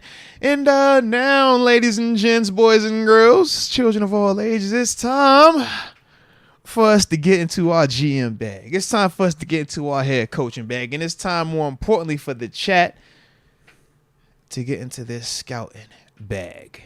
Because we're about to do our official 7-round Steelers mock draft for the show. Like I said, but we're going to do it together. One band, one sound. So the boy is obviously the GM. I Mr. Omar Khan. All right. You see, I just added some hair. That's all I did. That's Coach T. Okay. He was on vacation, man. He went to Iceland. He ain't been in the sun like that. He been chilling. Cool. All right. So that's why he look like that. And then obviously y'all the scouting department, because we need y'all all over the country. We need different colleges backed up. We need to know about high schools and every other miscellaneous cool thing that is taking place in between. All right. That's a good point. Like, think each about person it, in the chat got their school or colleges they are fans of or if been I say paying let's attention. go Like, Rod UW. Dahla's got Florida State taken care of. If I say let's go UW, you're gonna be like, oh, Yeah. bro, he got Wyoming taken care of us, bro. Yeah, I know we got someone for North Carolina. They're always talking shit on Pitt and talking shit on me. H2A Styles is a North Carolina cat too. But I see he's a North, because I know he gives me the whole Duke UNC vibe. So yeah, bro, we got our skills, right. bro. You see what I'm saying? Yeah, heck yeah, man. So to talk it up, man, we are using PFF. Shout out to PFF. This is about one of the main things that I do like to utilize them for. Their mock draft situation. You got that premium. Oh yeah, hey look, bro, chill out, man. Don't you stun on me like that, bro. Don't do me like that. Don't do me like that. All right, listen. We needed a business expense. Giving money to the enemy. Listen, we needed a business expense, and this is the expense of the business. All right. So shout out to the business expense. Yes, we unfortunately did have to get the premium, okay? Because we want to make this thing fully dolled up. We want all the info. We're going to make sure it's fire, all right? Make sure you get that 1 month where you can just, hit it with the you know how we do. Okay. So with that being the case, man, we did alter a little bit of the settings, man. We do have it on a 7-round mock. In terms of public versus the PFF board for influence, I do have it a little bit tilted towards the public side of it. Can you see this from over here? Yeah. All right. Shout out to that LASIK, bro. Yeah, it's Shout unreal. out to the LASIK, bro. Still holding up. Then for care for positional value, meaning, man, would you draft a running back in the first round? We do feel like, that does matter, but I had it a little bit under the midway point because at the same time, as we've seen in the past with certain players, if you are talented enough, they'll take you. They'll draft you. I mean, we've seen us firsthand take Najee Harris, a position that you traditionally don't draft in the first round. We valued him more than the position.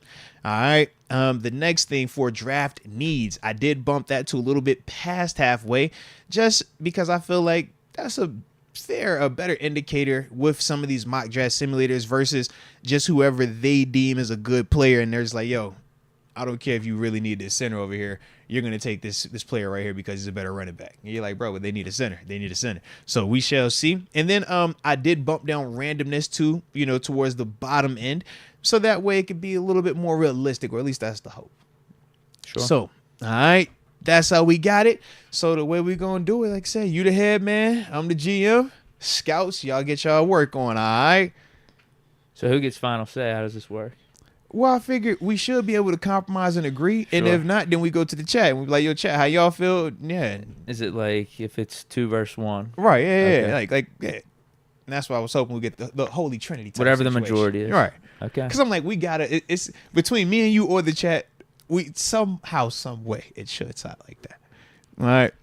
You So, should have just said, it's my say. I didn't want to do that. I'm a nice person. I didn't want to be like, well, worst case, I'm going to just veto it. Just be like, you know what? It's Omar Khan. What would Omar do? All right? I'm not doing that. No. Because we're compromisers. We're in your studio We communicate, bro. We communicate. One band, one sound. All right? So let me Omar this thing. All right? All right.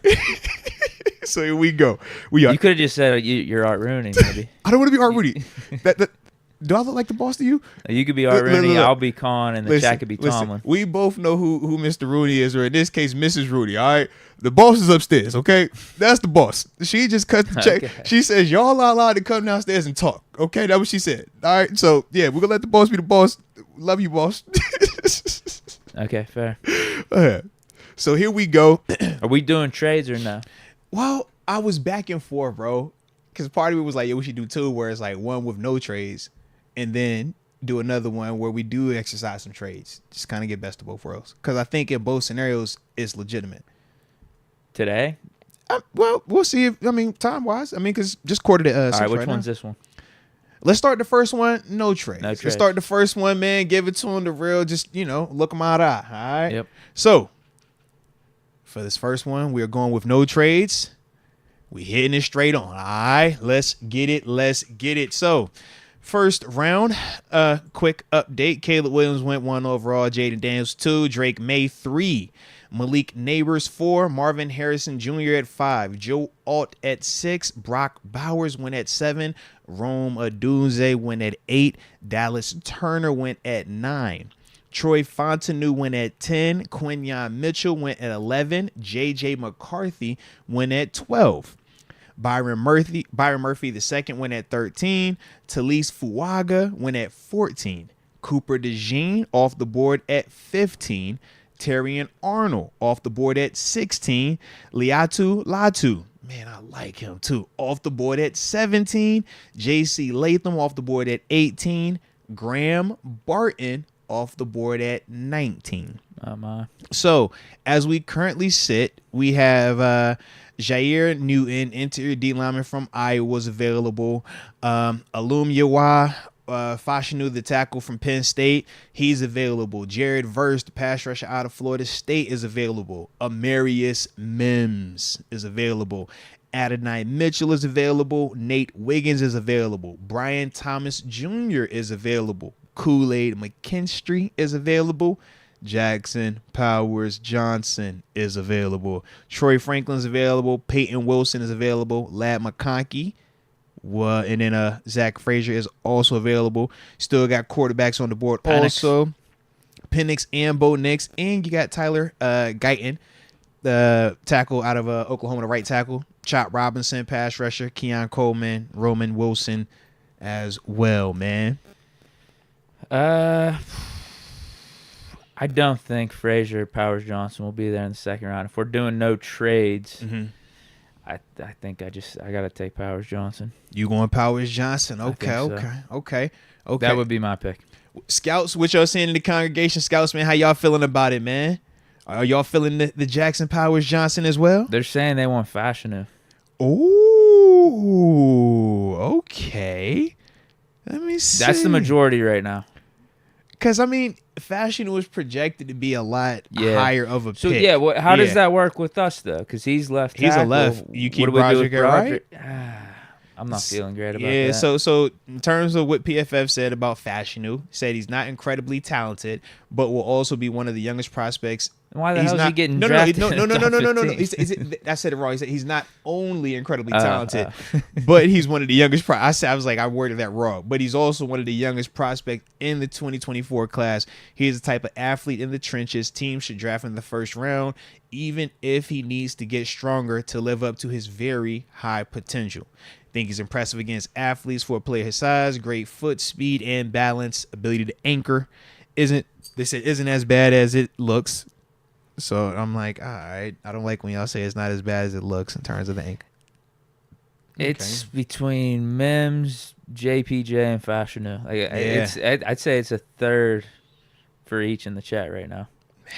I think it's the split like that. Man. So this might just come down to you. Mims, JPJ, and Fashanu, because Fashanu was talented as heck, man. A lot of talent. I could book in my tackles. Get a chance to book in your tackles. You're leaving Broderick at right then? I would have to, or am I moving Broderick left and now I'm putting this cat at right? Because that's the other alternative. Either way, somebody's playing out of position. I feel like I'd be doing one of them a disservice. I would agree. For their careers. I would definitely agree, man. You're drafting this dude as a rookie. You're hoping to keep him around a long time. You're drafting in the first round. We just drafted Broderick in the first round, traded up for him. Like, these are long-term guys for you. You want them playing at their right position. If anything, I would say, can we blame Chooks? Shout out to Chooks. But can we blame Chooks? Because we would have never saw Broderick at right if it wasn't for Chooks. Chooks opened that door by whatever the conversation was. And from there, they never took him off that field. So that's why we even saw Broderick in the first place at right. And that's why it's even a convo. Because prior to that, we'd have been like, yo, he's going to play left. I'm all for blaming Chooks, yeah. Shout out to Chooks, though. Shout out to Chooks.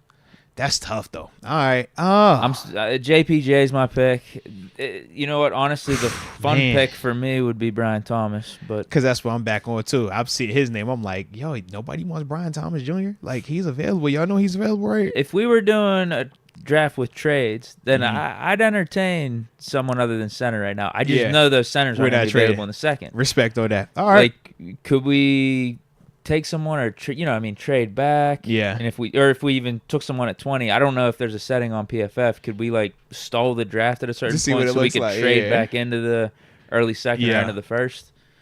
But that's for the trading one. So this isn't a trading one. No trade. Go get the guy. I'm getting JPJ. I've been preaching it this whole time. Like, if you go away from this draft without one of those top three centers, it's going to be a failure.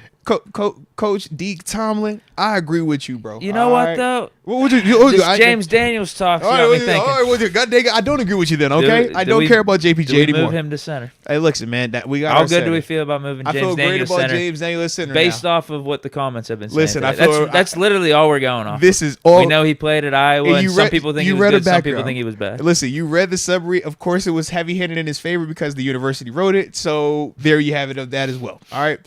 I have not watched it. I don't know. But I'm rocking with you, bro.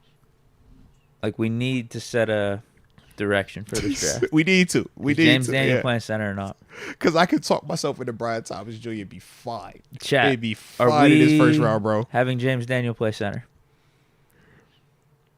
But then do we feel good about Herbig at guard like that? Starting at guard? Woo. Should we put the poll up? Might take a while. You're right. Respect on that. Respect. I lean center, bro. Okay. If you did say center, you was passionate about center, I'm with you, bro. Like, we know we need it. let's not overthink it. Let's Okay. just get it. Let's do it. Cancel it out. Boom. Jackson Powers Johnson is the guy we are taking. And now we sit on the clock at 51. So, update. Once we went, Jackson Powers Johnson, Fashanu went at 21 overall. Then at 22, Brian Thompson Jr. went. Then from there at 23, Jazan Newton went. And then at 24, Jared Verse. 25, Amarius Mims. 26, Adonai Mitchell. 27, Nate Wiggins. 28, Kool-Aid McKinstry. 29, Tyler Guyton. 30, Jordan Morgan. 31, Lad McConkey. 32, Tyler Newbin. All right, let's see. Zach Frazier, because we're in the second round now. Peyton Wilson went at 35. Zach Frazier went at 36. Troy Franklin, 37. Keon Coleman at 38. Brandon Fisk at 39. Enos Rackstraw at 40. Bo Nix, 41. Xavier Leggett, 42. Jalen Polk. Roman Wilson. Michael Penix Jr. Those dudes all just went right before us.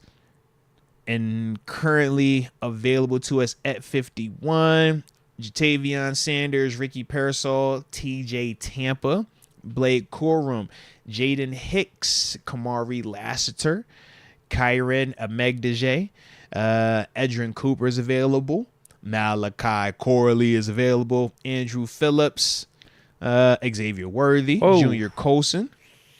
Okay, Blake Fisher, Devontae Walker, Spencer Rattler for the Spencer crew, Javon Baker, Johnny Wilson, Jalen McMillan. All right, and then Kyrie Jackson. What's the corners look like right now? So corners, let me filter this real quick. Corners and receivers. I'm most concerned with at this point. All right, so the corners that are available right now, you have TJ Tampa, Kamari Lassiter, Andrew Phillips, Max Melton, and Kyrie Jackson, realistically, all in this range. I like that Renardo Green, too. Oh, yeah, Ronaldo straight. Yeah. All right, and then also Chris Abrams drained. Not anywhere worried about that right now. But then you said wide receiver was the other spot, right? Yeah.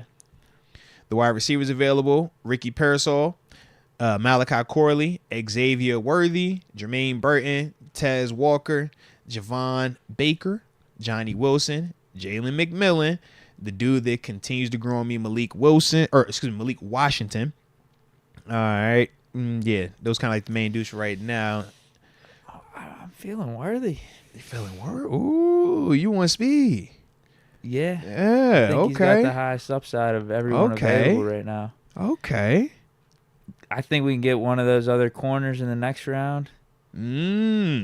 But in terms of receiver, I don't think he's going to be gone very soon.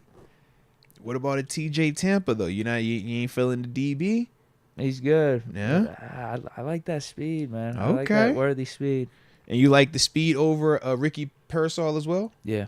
All right. Yeah, I was surprised Worthy was available at this point. I think you just do it. All right. That would be my pick. All right. What's everyone else's pick? Head coach Deke says Xavier Worthy. Let's see what the congregation. Which way are scouts, you leaning? What's my scout saying? Scouts. Are you looking at another position, or are those the two? So for me, I'm kind of back between those two, corner and wide receiver. I can talk myself into Edrin Cooper also, off-ball linebacker, because he's sitting there. So I'm definitely, between Edrin Cooper, Junior Colson. I kind of like Junior a little bit more than Edrin, but Edrin can definitely fly.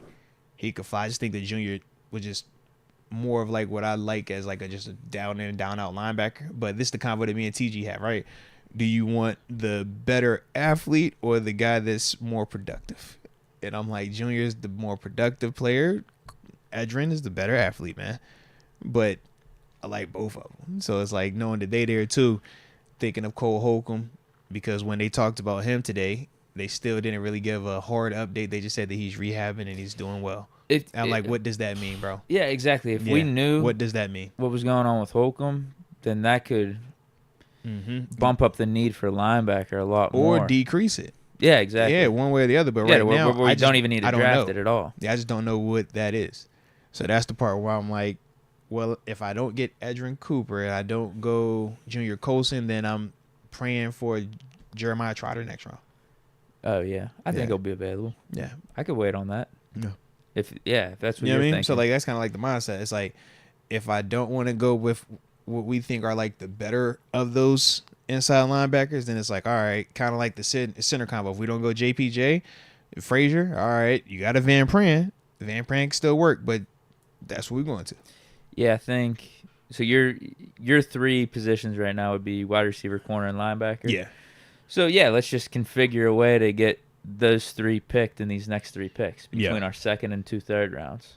So whatever we pick here, we just won't pick in the next two. You know what I mean? Yeah, I'm with you. Vice versa. Heck yeah. My pick would be Worthy though. All right. So you want to go receiver with the chat? Say what's the chat? Seen a lot of Pearsall. Yeah, a lot of Pearsall right now. Jeez, a lot. A ton of Pearsall.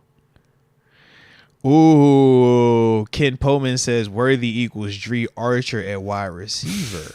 Yikes. That's tough. Wasn't he projected to go like that is tough. 25 just like a couple weeks ago, top 25 in the first round? The speed, bro.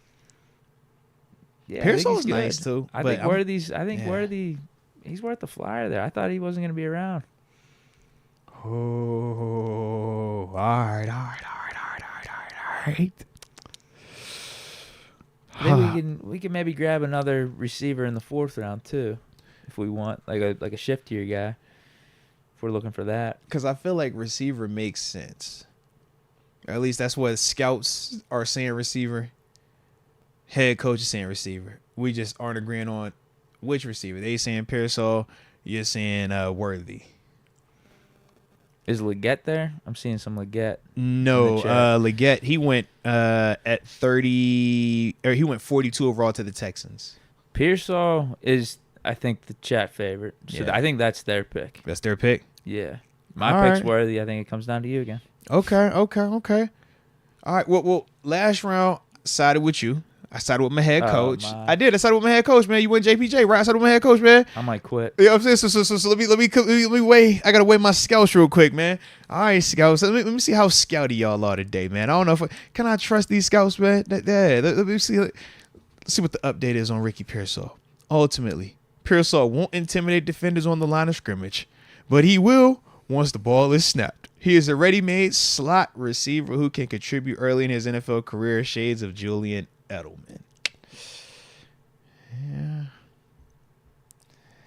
Let's see what they say about Worthy. That ain't move my needle enough. That ain't do it. All right. Xavier Worthy. Worthy must be identified pre-snap in all situations due to how easily he could take a pass to the house if not accounted for. If he can get stronger and learn to be a better hand fighter with defenders, he could be an impact pass catcher as wide receiver 2/wide receiver 3. Dang. Wow. Dang. All right. That's kind of harsh. That is. We don't need him to be wide receiver 1. That boy's. He could just be wide receiver 2 on the outside. Sheesh. Drawing attention. Yeah. Cons are he struggles to separate against physical coverage. Does not use his hands to fight off defenders when he attempts to run by them vertically. But he's an elite vertical threat with elite explosiveness and acceleration when changing directions. You make the pick. Boy.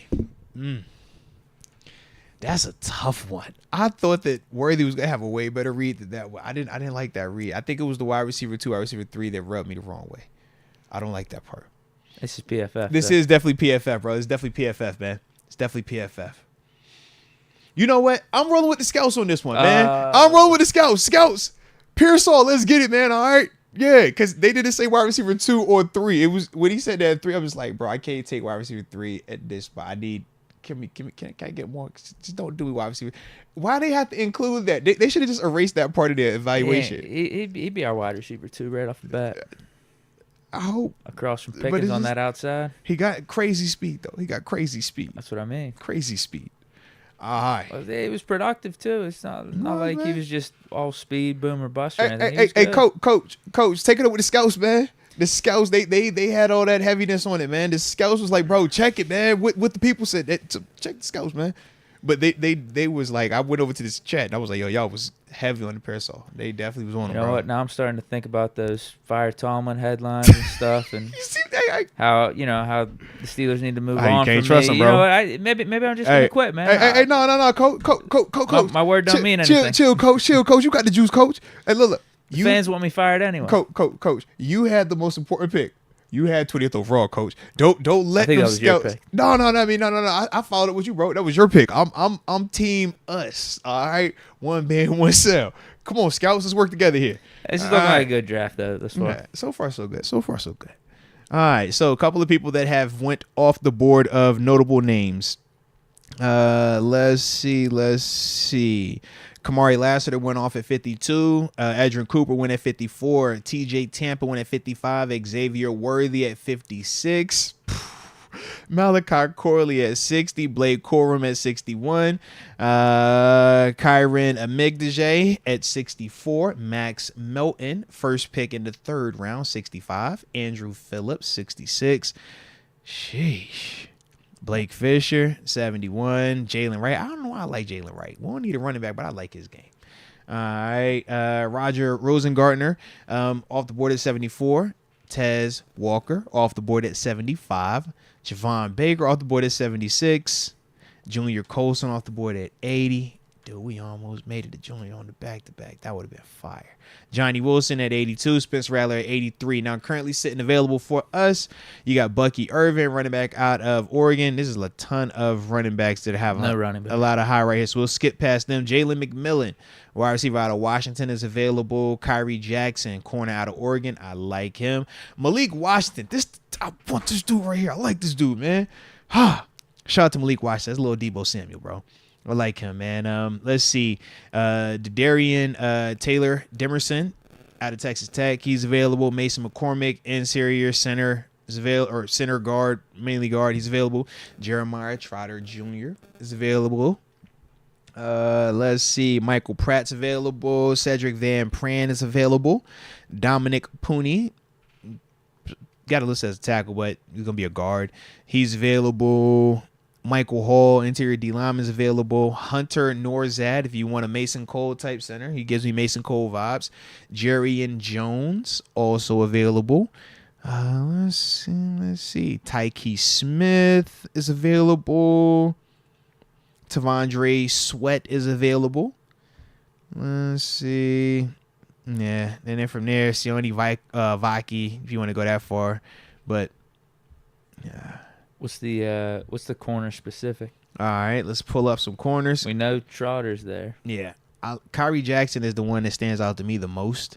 You also have Ronaldo Green. I like him. Kalen Carson. And then you have Jerrion Jones as well. So you said you like Ronaldo in this scenario, or you just saying of those guys? Of the corners, I'd pick Green. You also have Chris Abrams Drain as well. Like I said, his name pops up. Yeah, I think you could bump Green to the inside for his rookie year for a little bit. Yep. Really physical corner. Good man-to-man. I just like how he plays. I guess he's a little undersized. That's why he's not being talked about going higher.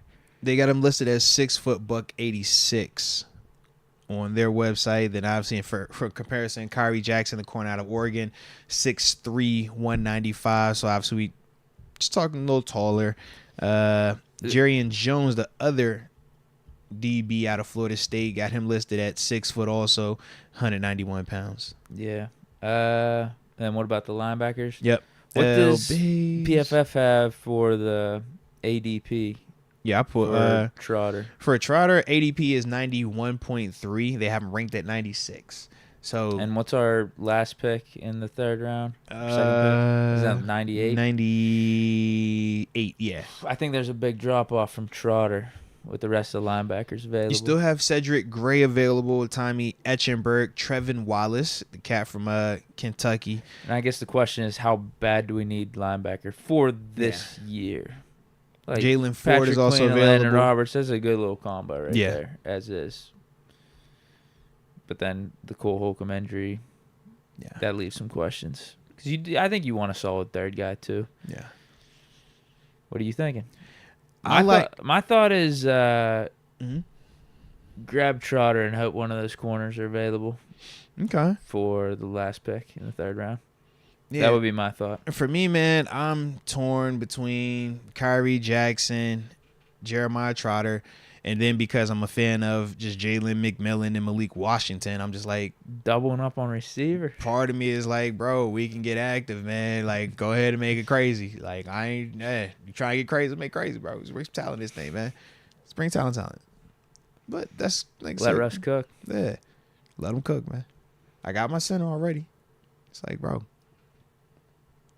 Malik Washington, that could be my Debo. That's my yeah. Like, I like him a lot. Jalen McMillan too. Yeah. But then I'm like, yo, I like my man out of Oregon, the DB, Kyrie Jackson. And I'm looking at him. So you think he'll translate pretty good? Put it like this. I feel like I don't need him to develop into a 1. I just need him to be an awesome compliment. So are you trying to have him start this rookie year? No, he's not going to start. I think him and Dante, I want to see, how y'all operate out there because I like his size. That, like, when you watch him, he looks like just a thinner JPJ. Right.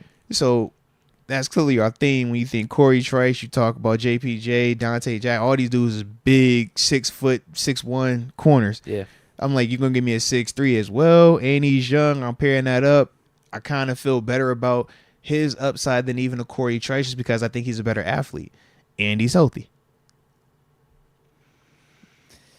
Phantom TV is just spamming the chat with Devondre Sweat, so I don't actually really know how bad the chat wants him. I just see the name a ton because he's spamming it.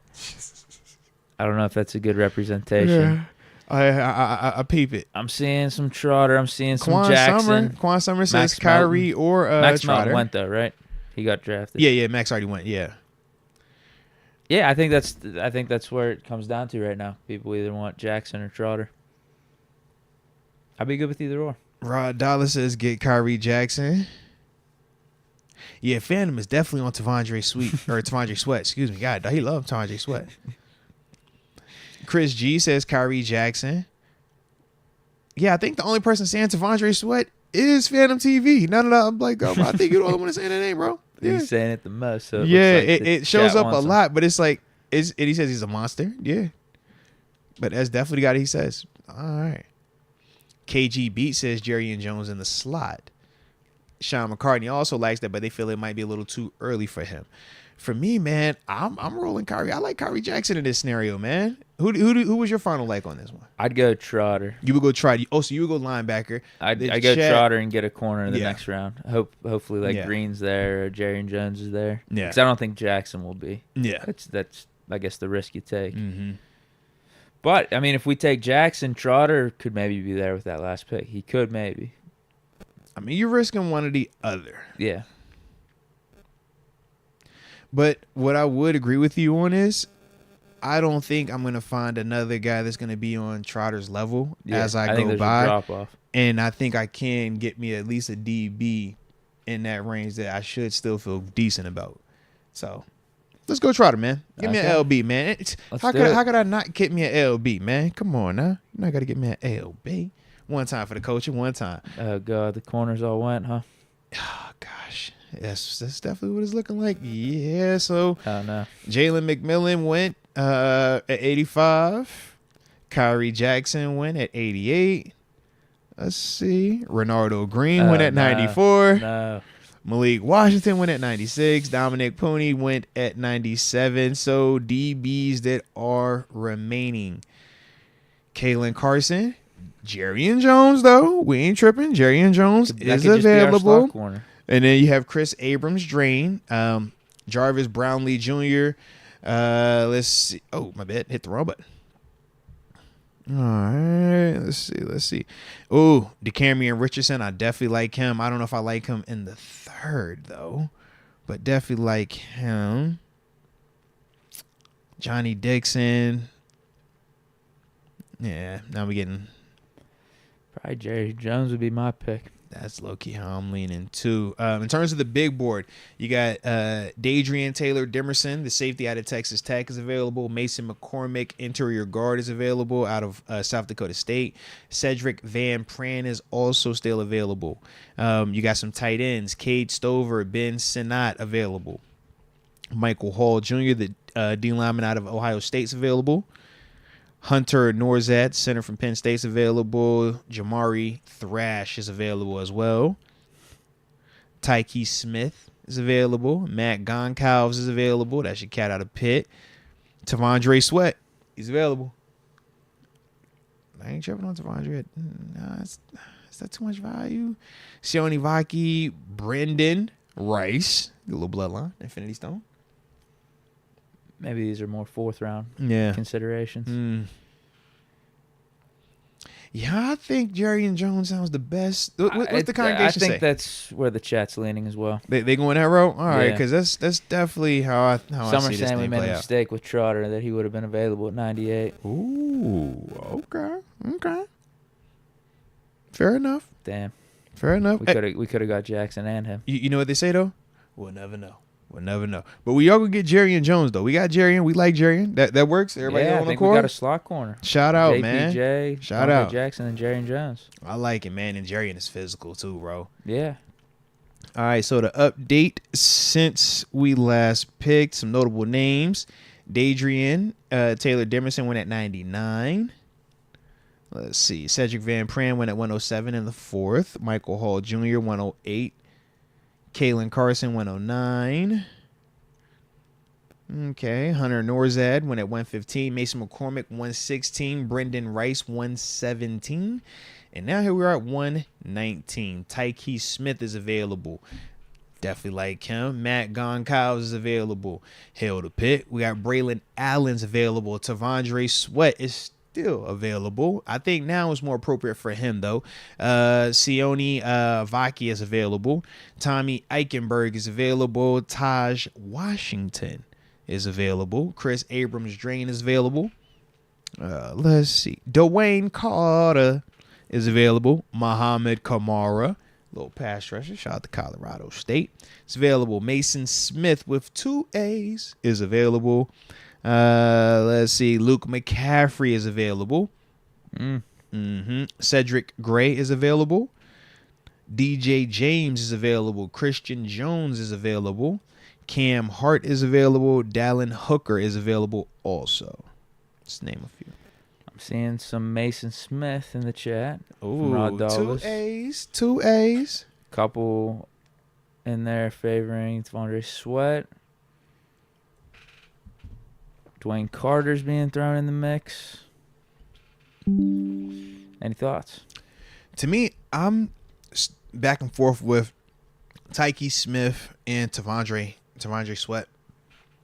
I think both of those dudes, Tyke, physical, can play in the box, safety, slot, familiar, obviously a West Virginia cat, so you got the local ties there. Tavondre Sweat, big body, interior D lineman. Gives me another person to add to the mix that we currently have. Gives me some youth in there as well. So that's like I said, I'm kind of back and forth with those two guys, man. What's these tackles looking like? So in terms of the tackles, with this draft, Goncalves is straight. I guess we're going with Dan Moore and Broderick, right? Yeah, because Goncalves isn't starting. I don't think he's beating out either one of those dudes, but I think he could give you swing tackle depth to start it off this year. Because he does have good size, moves his feet really well. Man. Christian Jones is another cat, but he's more of a right, but he's a big body tackle. He's a good dude. So, like I said, that's another option if you wanted. Because I really wish J.C. Latham would have dropped to us in the first round. Yeah. Damn, should we just have taken that right tackle? Or, I guess, no, Fashion is not a right tackle. Right. I guess we can't go backwards now. Mm-hmm. We burnt the boats, man. We should have taken the tackle and just said, we burnt the boats, James bro. Daniel, you're playing center. All right. So you bringing in Matt Goncalves, Hell to Pitt? Yeah, that's what I might be thinking. Or are you going Christian Jones out of Texas, give me man? some tackle depth. Yeah. Or do you want to add to the tight end room, Dallin Hooker? Or do you want to get physical in the secondary with a Tyke Smith? We got options. Or you got another wide receiver? We could go wide receiver. Yeah. Who else was there? Luke McCaffrey. Yeah, so in terms of wide outs, let me pull them specifically up. Taj Washington out of USC, Isaiah Williams out of Illinois, Luke McCaffrey, Marcus Rosemary Jackson. I like him, man, out of Georgia. Jordan Whittington out of Texas, another one of them speedy dudes down there, man.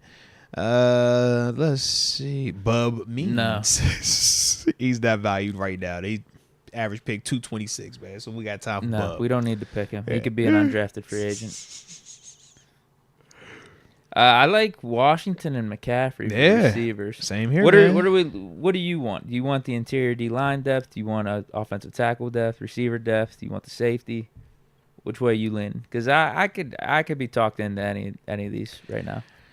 I low-key can't be talked into any of them as well. I kind of am digging the Luke McCaffrey vibes if we're being, real about it. I like the pedigree. I like the fact that, we've seen him be very productive, and it's a spot that we need. But what does my heart tell me? My heart tell me, man, go get me Tyke Smith, man. Because, I want me a safety that's going to hit. That's going to give me some competition in there. That also gives me a physical option if Jerry and Jones isn't standing up like how we want versus some of the run stuff. We going defense heavy here. Man, I invested this offseason on my quarterbacks. I got me my center in the first. Now I'm trying to if I'm thinking on it. Okay. Well, I kind of. And I like. I think I kind of Smith more than Tavondre Sweat. I was gonna say. I think I kind of swayed us in the third round there with Jeremiah Trotter. Yeah. So I think this should be more. We went defense. Hey, man. The chat right now. I'm looking through it. They're all over the place. So this is your team, though, bro. Remember, I'm the GM, but this is like, how are you envisioning utilizing these players, man? Do you want Tyke Smith so you can have a physical demeanor? Do you want a Tavondre Sweat so now you got some more willing, able, big body people in there? Or do you want to add some weapons for Russ to cook? Yeah, part of me thinks the D-line depth would be more valuable to us this year. That's legitimate, bro. Since we have Elliott already, Casey, and Minka. Long term, listen, Tavondre Smith might be a better answer. Tavondre Sweat, 6'4", 362 is what they had him listed as. All right. In terms of the write-up on him, it's been a long journey, 5 years and 62 games played for Sweat to become an NFL caliber defensive tackle. In 2022, though he had the size to be an impact player, his hand usage, conditioning, and lack of leverage limited his effectiveness. In 23, though, he improved in all areas, as he no longer relies on just being big. His hands are fast and violent, and he has a good understanding of when to throw which moves and counters. He is light on his feet for a player pushing 370 pounds. He doesn't have a mean streak in the run game, but in 2023, he was more stout against double teams and got off single blocks more efficiently. And I think that's actually a fair assessment. Very talented, not very consistent, and part of why we talking about him, in the fourth versus him being a first round type dude. Same makeup when you talk the big Dans versus Albert Hainsworth. It's like you see the size, you see if that decides it wants to play, who's stopping it? But you gotta want it, and that's the whole convo about the mean streak, I'm supposing. How you feel about him versus Mason Smith? Oh man, because that would be my conversation for the D-line depth right now. So, what they saying, no Diddy, right? No Diddy, I like Mason. I think he's a better player, but Tavondre got more size. And they say size matters. So, yeah. Does size matter to you? Who you think's a Steeler? Ooh. That's my question. I'll go Mason. Take whoever you think's a Steeler. I'll go Mason. I'm going to go Mason. That would be my pick. That's tough, though. That is tough. They both big, though. One's just taller, one's wider. But I like them. So let's see what they said. Man, bump that. I like 2A's Mason, bro. I like 2A's if you like 2A's. I like 2A's. Yeah, I want the guy that's going to fit in with the culture. Let's do it then, man. Give me LSU, Mason with 2A's, and I'm pairing up an LSU cat with a former LSU cat. Shout out to Patrick Quinn. Want to make him feel comfy as well, all right? So let's do it. Mason Smith. He is our pick. I think this is a pretty damn good draft. I think so, right? I think we cooking, bro. I think we in the lab. The scout, shout out to y'all. Shout out to the head coach, man. All right, 178. Now this is the Arthur Moats pick. Just remember that. All right. This is Whoever you want. This is a great pick right here. All right, it's the 178th pick. Like, it's not a lot of people that were drafted in the 6th round, 178th overall. Your boy, this is my pick. All right, it's my destiny. So, Coach T, where are we going with this name, man? Give me some direction. What's the ballpark you looking at? What position? Receiver. All right. Again. We still receiver or corner and scouting department. Y'all let us know as well, man. So, wide receivers. We're screwed. Yes. We're down bad. We might need to get some tackle depth. Deke saw these days and was like, yeah, bro, I think we straight. I don't know. Outside of Bub Means, and if we're in Bub Means is one of the top 3 available. He's right one of the now. top guys. We're in dangerous territory. Yeah, Bub's definitely one of the top guys. Shout out to Bub Means, man. Tavion Robinson, Casey Washington, Joseph Cephas. Yeah, it's not really moving my needle. Fair enough. You said DB, right? You said corner? Yeah. Let's check out some of the corners. Maybe that's a little bit better. Johnny Dixon. Shout out to Johnny Dixon. Josh Newton. Okay. Nehemiah Pritchett. MJ Devonshire, but I feel like we can wait and get him with the next one if we wanted to. AJ Woods. Yeah, I see. Hell the pit. I got some cats up here, man. Let's go. Yeah. I don't even know what other position I'd be thinking right now. Let's see. I guess tackle depth. You want to grab a punter? My man always in the child about a punter. No, we're good. We got that dude from the Texans. I don't hate Josh Proctor, though, in terms of safety, if you want to add something there. Yeah, we are in a weird spot. I thought there'd be better names available. I did, too. Javion Cohen is a good player, but he plays guard. I don't think we need a guard, per se. Now that we done brought in a JPJ, we know Daniels can play center, and we still got Nate Herbig. McKinley Jackson, I definitely think he could help us, but we just took an interior D lineman, though.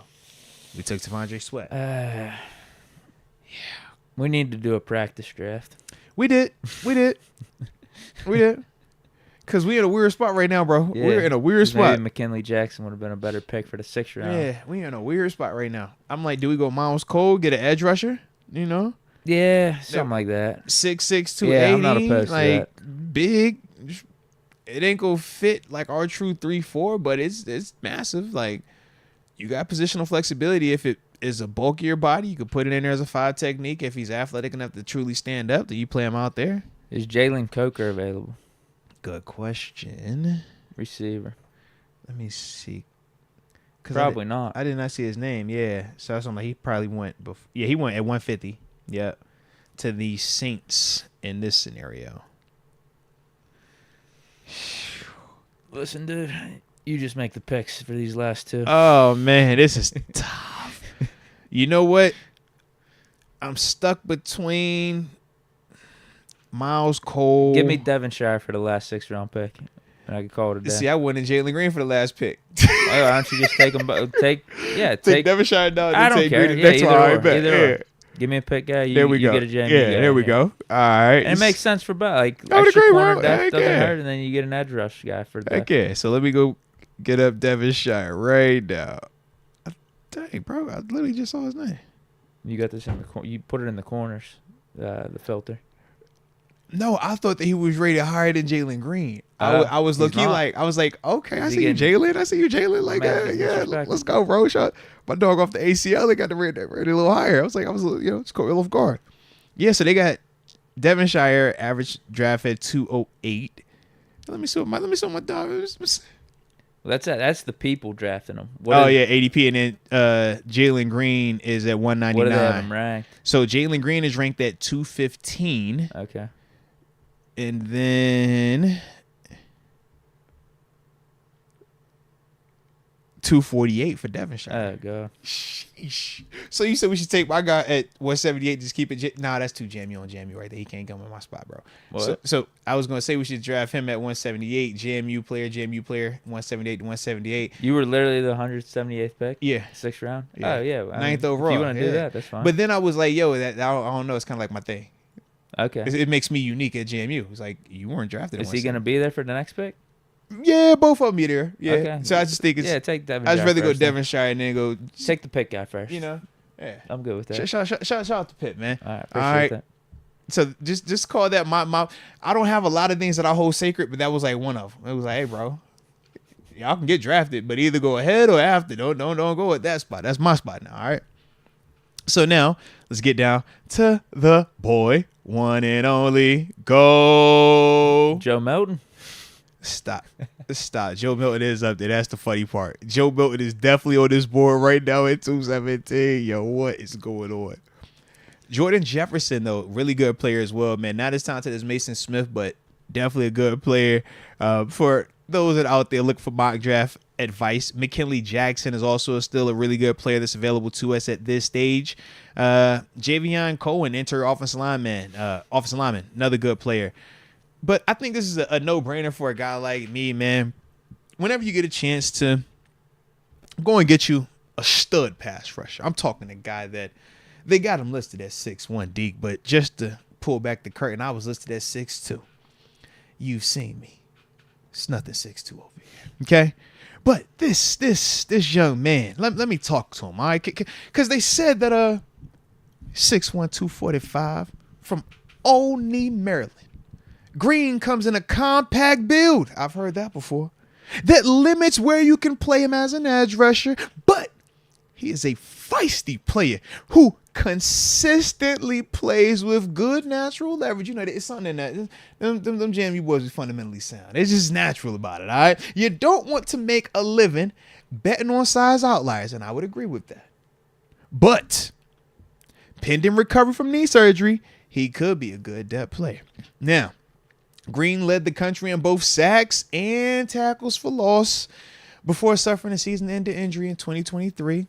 6'1", 245 pounds. That means he'll lose the arm length battle in the NFL, and it's okay.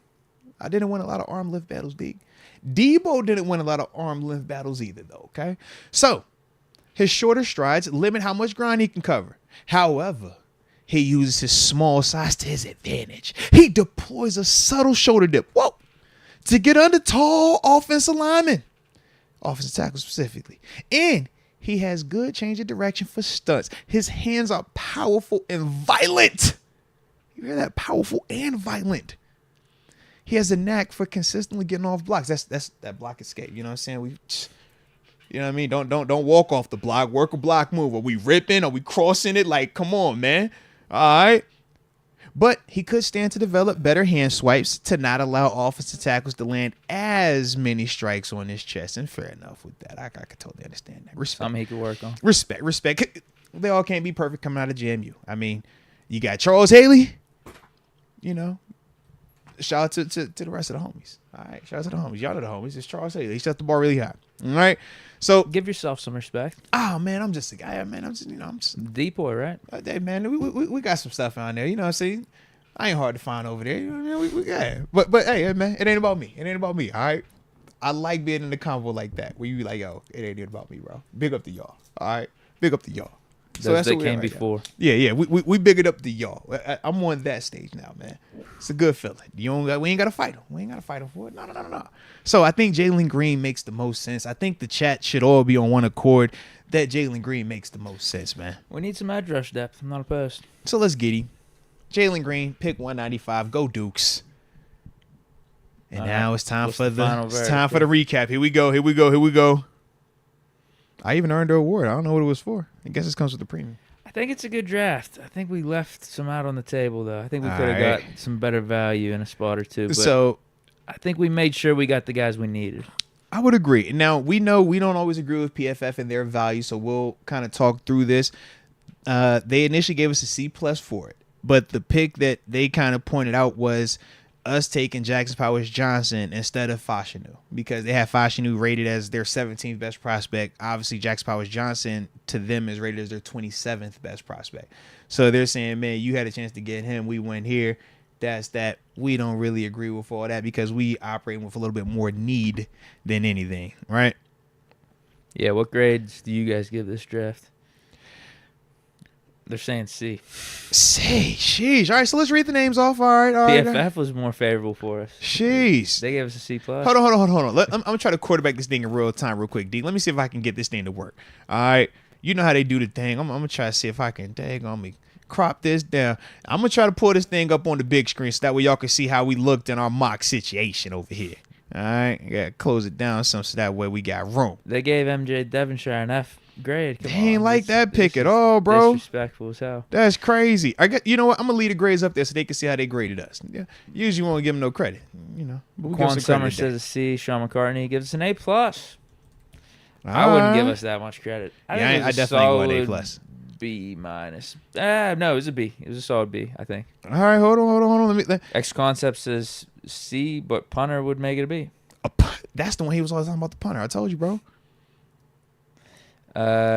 McMore 16 says B+. We need a tackle. All right, so let me pull Thomas this Wright up real C+. quick. Deke, if I could do this the way I think I'm doing this, bro, my producer skills have like jumped through the roof right now. We'll give you an A+ for producer. I'm just throwing it out there, bro. If I can make this thing shake like how I think it's about to shake, talk to me one time, man. Do y'all see the mock on the mock right now, man? If y'all seeing the mock on the screen, hit the like button one time for the coach, and don't forget to subscribe, all right? Because I think the boy just quarterbacked the mock draft to pop up on the thing, D. I think I just did that in real life, bro. Can I just get some? Because I ain't never produced like I just feeling cool when it's like this little moment. So shout out. I think this draft could have been better if we took Worthy in the second. You gotta take it with your scouts, bro. The scouts got an A for that pick. The scouts got an actual A for that pick, though. That's the crazy part. That's the only A we got, too. Oh, wow. They gonna be saying, we should have trusted us more, man. Hey, y'all supposed to be experts. Purcell's a good receiver. I think it's a solid draft. I do. I think it's a solid B. I think we got the guys we needed. We didn't risk anything. And this is true. That's what we got. It was very safe. It was definitely a safe draft. Definitely a safe draft. But we said, at the beginning, that was kind of the mindset when you said we're not going to trade out. Yeah. If we're not trading out, let's go ahead and get the guy that we know we have to have. So, yeah, I ain't tripping on that. Let's see what the people giving us some B minuses, though. I'm seeing some B minuses. Yeah. See, D. Cameron gave us a B. Stephen Carpenter gives us a D minus. The JPJ and Trotter picks. Not a fan. They're saying Tomlin should be fired after this draft. Hey, dang, bro, no, man, you ain't gonna get him fired, man. We good, bro. Yeah, a lot of C pluses, B minuses. My B's. man Skeeter Joe said it's a Kevin Colbert draft. Yo. Yeah, actually, yeah. This is way too safe. It's way too safe of a draft, bro. Actually, kinda, yeah. That's funny. Kinda. Hey, go Dukes though, bro. We got a JMU Duke up here, bro. The only reason it's a D because he's coming back from an ACL injury. If he wasn't hurt, bro, that's elite value, bro. He led the nation, sacks and tackles for loss before he got hurt. And he got hurt late in the year. Yeah, I don't know why Devonshire got an F. He had that pick six against bro. West Virginia in the backyard. Bro, that's an A type of play right there. I'm like, no respect, bro. That's in a rivalry game, bro. That's big-time players make big-time plays in big moments, man. Come on, bro. I think he was the one that got the pick six against Louisville this year, too. Man. Beat a top 15 Jeremiah Trotter, that's an Infinity Stone. Yeah, it's a bloodline. Come on, bro. Not for the Steelers, though. That don't count, though. He was in Pennsylvania, though. Same state. Nah. Dang. It's got to be Steelers. All right, fair enough. But with the combo of bloodline and Hell to Pitt, Devonshire, plus a JMU combo, that's got to count for something, bro. And a JPJ as your initials. Oh, yeah. Back-to-back drafts, too. And back-to-back first round / first picks. That's got to count for something. It's got to count for something, bro. With you. And think about this. Ricky Pearsall, Florida. D.D. Smalls, Gainesville, Florida. Boom. He's a Gator fan since Steve Spurrier, too. Okay. Yeah. Like, he remember when Gatorade first came out. So, yeah. So, it's like, bro, we in the ballpark. And then Rod Dollar, Florida State, Jerry and Jones. Patrick Queen, LSU. Mason Smith with 2 A's, LSU. And we upgraded to Mason. We said we had Mason last year, but we wanted to add an extra A, so we went and got Mason with 2 A's. Now we can see. Connections all over the place. We can make it work, bro. I could talk myself into it, man. Yeah, I'm happy with this draft. The rattlesnake called it an iffy stone. That's crazy, bro. Hey, man. It's Infinity Light. You know what I mean? Iffy stone. I like that. All right. Fair enough. Yeah, bro. I gave it my best for the first draft. I should have practiced. Maybe I didn't give it my best. I should have practiced some mocks before. hopping on. You know what? We still got another day. We still got another day. Maybe we exercise this again, and instead of the chat as a scout, maybe TG as a scout. We'll see how that. Yeah, all right. We can make a cook now. You know we can make a cook. All right, so we got some options, but shout out to the mock draft from the squad right here, man. Chat, give yourselves a hand clap, hit that like button one time for yourselves if you have not done so, and subscribe if you are new. All right, y'all did an excellent job as our scouting department. Clearly, y'all had the best pick of the draft behind Jalen Green and MJ Devonshire. All right, Coach T, man, salute you, baby. You definitely held it down for us, man. We appreciate you, and obviously I'll continue to stay buttoned up as GM over here, man. All right, I'm gonna talk to the boss. Mike to the boss is good. Boss did say dinner isn't ready yet, so I'm good. Positive spot right now. So what? We just got a couple supers. Yeah, man. Clean it up and then we get up out, man. It's been vibing though. It's definitely been a vibe. And update for Wednesday. 5 o'clock start time, more than likely. Ladies and gents, just pushing everything back. Just give y'all the heads up. All right. So tell a friend to tell a friend. Tell a friend to tell a friend. Sean McCartney, I feel better with Dan Moore at tackle than I am with Daniels at center. That's why I'd rather go center over tackle in the first. That's legitimate. Logical. That's legitimate, bro. That's very. That's a very fair statement. Yeah. Because I'm even thinking just from a business standpoint now. I'm like, based off of Daniel's contract as well, it's like, man, if you're gonna be moving him, do you like him at center for the cost that you're paying him as well, or if you saying to man, I'm gonna be changing my my guard situation out, does that alter how you view his contract? Whether we talking restructures or whatever it may be. Because this is the final year of his deal. Also, am I tripping, right? Daniel, yeah, it's the last year of his deal. Yeah, it is. So I'm sure for him, that's some other stuff that's at play. Because if you're asking, what your long-term NFL lifespan is, if you view yourself as a guard and it's a contract year, do you want to go switch and play center in a contract year, a spot that you ain't played in? Unless he's trying to have new life. That also. Yeah. Maybe going back to center and gets him the big contract. I think of like, man, if Chooks is getting deals nicely done, man, I'm like, James is going to be straight, bro. James will get a check. Because what's the alternatives? Like, we talk about some of the people we pulling from. You're saying he'll be straight at center or just in general? No, I'm saying in general. Yeah, just in general. Yeah. Getting a contract. Yeah. Sure. Now, we got on the flip side of it, the Rattlesnake Ranch says, this is why I say no to center at 20. It allows you to get elite talent, offensive tackle talent in the first. Ask this, did Dan Moore and Mason Cole cause more harm last year? And that's what I definitely vibe with, but they zeroed in on Mason Cole first. So, yeah. But that's definitely a legitimate conversation. It's like, which one caused more issues or which one do you feel like you can replace easier? And I think that those are legitimate convos, man. But I think this is what it comes down to for me. Yeah. If one of those tackles are available there, and I guess they were in our draft, but it was just Fashioned. He was the left tackle. I'm talking about Fuaga or Latham. If one of those guys are available there at 20, the convo. I think you do take them because there is a drop-off from these first-round offensive tackles to the next rounds, the second and third round I think guys. if Latham is there, we would have took Latham. Whereas for the centers, the top guys are being taken late first, early second. You know what I mean? So you can potentially have your cake and eat it too if you get Latham, but you got to make sure you trade back in early second or late first to get one of those centers, I feel like. Yeah. That's my thing. Or you got to make a trade or do something that maybe we're not expecting to secure this center spot up. One or the other. But we got to make it work. Because I do think these tackles are more talented than the centers, just point blank, period. Yeah, I definitely would agree. But we're not looking for any of the left tackles. We're just trying to hone in on the right tackles, and that's Fuaga and Latham in the first. Yeah. I really like Latham, man. Yeah. I think he'd be awesome. Him and Broderick Jones as our starting tackles. We'd feel great, bro. We'd feel great. We also had a super that came in from Joe Gerbis. Shout out to Joe. He says, JT Sanders or TJ Tampa. Not sure if that was during the mock or not, but I'd lean TJ Tampa. I just like his physicality a little bit more. I think both players are really good, though. Ricky Pearsall is 100% better than Deontay.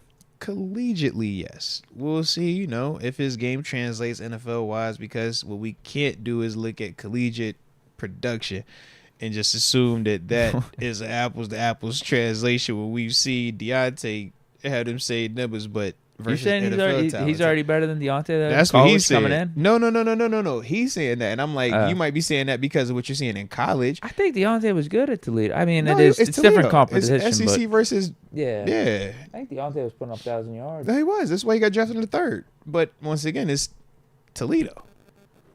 Do you feel more comfortable taking a guy from Toledo or taking a guy from Florida?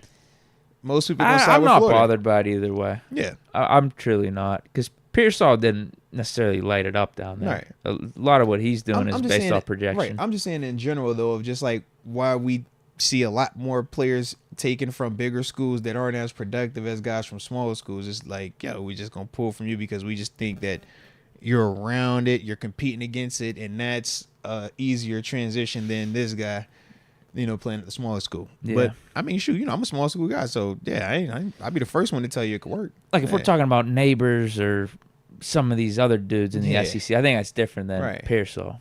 Respect, because I don't think Pearsall eclipsed 1,000. It's still SEC. You still facing SEC talent. No, I think he's legit. I think this game translates to the NFL. Like that's why he's going to be going in the second. But because I think of, for example, Decamerion Robinson, right, from Mississippi State. And I'm looking at him, and I'm like, if you're playing at Toledo, are we talking about you like you're Quinyon Mitchell? Because you tall, fast, dope at the catch point, but the difference is I'm watching Brian Thomas Jr. snagging on you at the catch point when you're right here in his hip, versus when I'm watching Quinyon Mitchell, he's going against the little receiver from, Kent State. And it's like, was that great coverage or that receiver just ain't like that? Because as I'm watching, Thomas, and you're in his pocket and he's doing that, it's like, I think that rep just as impressive as this cat blanketing somebody that ain't gonna be playing on Sundays. Yeah. And that's kind of how I looked at Taz Walker and Nate Wiggins. Watching them kind of go back and forth. Nate gets beat a couple of times, but it's like, bro, Taz is gonna be on Sundays. He's gonna be playing in the league. And then I look at the times where you like Walker? Not to the extent where he sucked at the Senior Bowl. Well, that was his worst performance, though, in terms of like the consistency. I know, because you look at some of his stuff in North Carolina. It's I was night like, and day, man, this guy's a sleeper. Why is he going so late? To me, I thought, man, you wet the bed in a big performance. But when I look at the game, UNC Clemson, it's like, he had moments where he was getting after Wiggins. Wiggins has some moments against him too, though. But it's like seeing that, I just feel a little bit better than maybe watching a guy dominate some people that aren't going to be out there on Sunday. And then going back to the Senior Bowl, we're like, Tez Walker didn't have the best performance down there. He just didn't catch. Yeah. It looked like he couldn't catch. But that's the not thing on him, because he typically can catch. But then I think of Quinyon Mitchell, who thrived at the Senior Bowl. Talked about his competition, how he wasn't scared to face any of the dudes. And it's like, all right, that's dope. But once again, those are some of the questions that, you're going to have with this process because of non-apples. We didn't get a chance to see everybody versus same competition, same players. Yeah, well, that's why the Senior Bowl helped Mitchell out, because he did get to go up against some of those guys and held his own. Yeah.